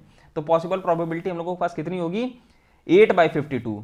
8/52 तो ये देखो 8/52 किया और 1 में से माइनस कर दिया तो फाइनल आंसर आ गया 11/13। समझ गए। अगर ना की प्रोबेबिलिटी निकालनी हो कि वो उतना नहीं होगा तो उस प्रोबेबिलिटी को 1 से माइनस कर दो जितनी प्रोबेबिलिटी पॉसिबल हो सकती है। समझ गए। चलो भैया अगला देखो क्वेश्चन नंबर उसी क्वेश्चन का डी वाला पार्ट, आइदर अ किंग और अ क्वीन। हाँ भाई राजा रानी वाली बात है, किंग या तो क्वीन। देखो टोटल नंबर ऑफ किंग 4 होते हैं, टोटल नंबर ऑफ क्वीन भी 4 होती हैं। देखो total number of king 4, total number of queen 4 और किंग 4। तो प्रोबेबिलिटी कितनी हो जाएगी भैया, दोनों को ऐड कर दो, ऐड करने के बाद 52 से डिवाइड कर दो, देखो 2/13 आ जाएगा। यही हम लोग की प्रोबेबिलिटी है 2/13। समझ गए। क्वेश्चन नंबर 99% हम लोगों ने स्वाहा कर लिया है और इसके बाद एक लास्ट क्वेश्चन और बचेगा। तो इस क्वेश्चन को देखो सेम एग्जैक्ट उसी पैटर्न पे बेस्ड है। समझ गए भाई, कार्ड वाले पैटर्न पे। तो इस क्वेश्चन को रीड करो और उसको खुद ट्राई करना, ठीक है। मैं बढ़ता हूं अपने अगले क्वेश्चन पे। अगला क्वेश्चन है हम लोगों का केस स्टडी वाला क्वेश्चन। तो यहां पे 2 लड़के हैं, एक राहुल जी हैं और एक रवि जी हैं। दोनों ने क्या प्लान किया है, play a business board game in which they supposed to use 2 dice. अच्छा 1 डाइस और 2 डाइस, 2 डाइस यूज करने का सोचा है, ठीक है।